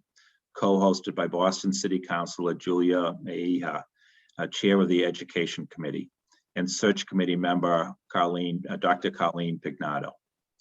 Both sessions will feature live simultaneous interpretation in all of the BPS home languages, as we do at the school committee. People can register for upcoming listening sessions and find all search-related information on our webpage, which is bostonpublicschools.org/superintendent-search. And as you'll see from the sessions, both the ones we've held and the ones coming up, we have tried to vary the times, the time of days, the days of the week, but also having one on a weekend, having one in the morning to try to accommodate folks' working sessions. And as I said, interpretation services available for all of them. The committee has received great feedback, both through live testimony and in the chat at the Zoom meetings.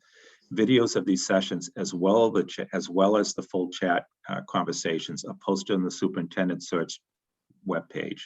We also have a dedicated email, which is superintendentsearch@bostonpublicschools.org. I'm pleased to share that we have also added another option for the community to provide feedback. Video testimony and text submissions are also being accepted by the search webpage. This is a great new option and it's very user-friendly. Please help spread the word. Last week, we also launched an online survey that is also available in all of the major BPS home languages. You may access the survey on our webpage. As of 3 p.m. today, Wednesday, we've received about 350 survey responses. Survey respondents were asked to describe their relationship to BPS and select all options that apply. The overwhelming majority of responses to date have come from parents or caregivers of current BPS students, with 67% of respondents identifying as such. In addition, 28% are community members, 3% are students, 13% are BPS teachers, 2% are BPS school leaders, and 8% identify as other BPS staff members. Ms. Mercer, as we look at that student response rate, would love to have help from BSAC on getting that work out to more students. If there's a way we could work on that together, would be great. We look forward to seeing the number of survey responses grow and hearing from a diverse group of BPS stakeholders. So as you can see, we have many ways for people to engage, and we continue to explore more ways to hear from our community. We're going to collect and synthesize all the feedback, look for themes, and share it with the community in early April. This input will help inform the job description and ultimately the candidates that are considered. Lastly, let me talk for a moment about timeline. As a reminder of our general timeline, on April 6th, the school committee is planning to receive a recommendation and vote on the search firm from the search committee. So the search committee will have already made a decision or a recommendation, voted on it. And we're planning as of this timeline on April 6th for the school committee to receive that recommendation and vote on a search firm, as well as the search committee's recommendation on the superintendent job description. Once we have a search firm and a job description, the search committee will be able to issue a call for qualified candidates. In April and May, the search firm will complete initial vetting and background checks on candidates. The search committee will review applications and select candidates to interview in executive session. Following interview rounds, the search committee will select finalists for public presentation. When that task is complete, with selecting candidates for public presentation, the search committee will have fulfilled its charge. In June, the school committee will announce final candidates and hold public interviews. The school committee will then vote on a candidate to offer to the position of superintendent. That is the current timeline, obviously subject to adjustment as we move along, but that is certainly what we are planning, working towards. So that brings us up to date. I do want to thank my fellow search committee members for their time and commitment in this important process. As I mentioned, we have committed to meeting weekly during this entire process. And I'll now turn it back to you, Madam Chair, for any questions or comments. Thank you. I'll now open it up to the committee for questions and comments. Please raise your hand if you have any questions at this point.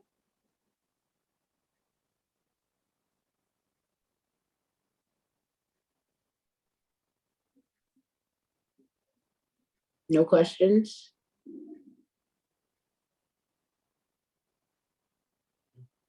Mr. O'Neill, could you just go back one step and explain? So on the 6th, we will vote on the, to accept the recommendation of the search committee for a search firm. At what date will we have the job description? The plan of the search committee at this point, Madam Chair, is to bring both a recommendation on a search firm and a recommendation on a jobs description forward at the same time. Because then the search committee, you know, it is not up for the search firm to do the job description. That's up to the search committee. So once we have the job description and a search firm, you know, then the search firm executes on that by putting out the call to candidates. I will clearly say there is no question that folks who have interest in Boston are already aware of this, following the process closely, and are waiting for the application period to open and for this committee as well as the search committee to clearly articulate what we see as the key characteristics that they're looking for. Okay, thank you. At what point, so at this point now, even though you're still in the listening sessions, is the committee beginning to adapt, update, create the job description? If we're going to be seeing both of these items at the same meeting on the 6th. Well, I think we don't want to put the cart before the horse, right? That's why we had the conversation last night that I actually was not able to be a part of because I was on a plane coming back from DC while they were meeting, but have spoken to committee members that were in attendance. And as Ms. Lopera put together for the report, they discussed the common themes that they're starting to see already. Okay. But for example, with a session coming up that is focused on student voice, that can be adjusted based upon you know, the input that we hear from students, which is a little different from the input that we have heard to date. So I think the committee is keeping a very open mind and not wanting to start to write a description without, you know, listening to the voices that we hear. over the sessions. And quite frankly, I think when we have a Saturday session, we expect that that may be different attendees who have been unable to attend the sessions that we've had to date as well. So I think we really want to have these 4 sessions, read the survey results, read the comments that, we are getting a lot of emails and suggestions and texts. And that's why we tried to create a number of different ways for people to reach out to us and give us feedback. And I think that's important to allow that process to play out and allow committee members an opportunity to really process all that different sources of feedback. But we know the timeline that has been laid out, and to date, the search committee has committed to meet that process. Wonderful, thank you. Any comments? If not, thank you, Mr. O'Neill, for that update, and we certainly will be looking forward to our next update at our next meeting. Thank you, and I will just reiterate that I only did that update on behalf of Ms. Lapero, and the 3 co-chairs are doing an incredibly amount of hard work, including Mr. McNeil, Ms. Lapera, and Dr. Edinger. Great, thank you, and thank you all for all of your work. Adding another meeting every week. I thank you, Mr. Co-Chair, for doing that. Thank you. Now we'll move on to public comments on reports. Ms. Sullivan. Thank you, Chair. We have no speakers or public comment on reports. All righty, thank you. Is there any new business? Okay, if there's no new business, that concludes our business for this evening. The next remote school committee meeting will take place next Wednesday, April 6th at 5 p.m. There's nothing further. I'll entertain a motion to adjourn the meeting. Is there a motion? So moved. Thank you. Is there a second? Second. Thank you. Ms. Sullivan, will you please call the roll? Dr. Alkins, Yes. Mr. Cardet Hernandez, Yes. Ms. Lapera, Ms. Blanco Garcia, Yes. Mr. Tran, Mr. O'Neill, Yes. Ms. Robinson. Yes. Thank you. It's unanimous. All right. Thank you and good night.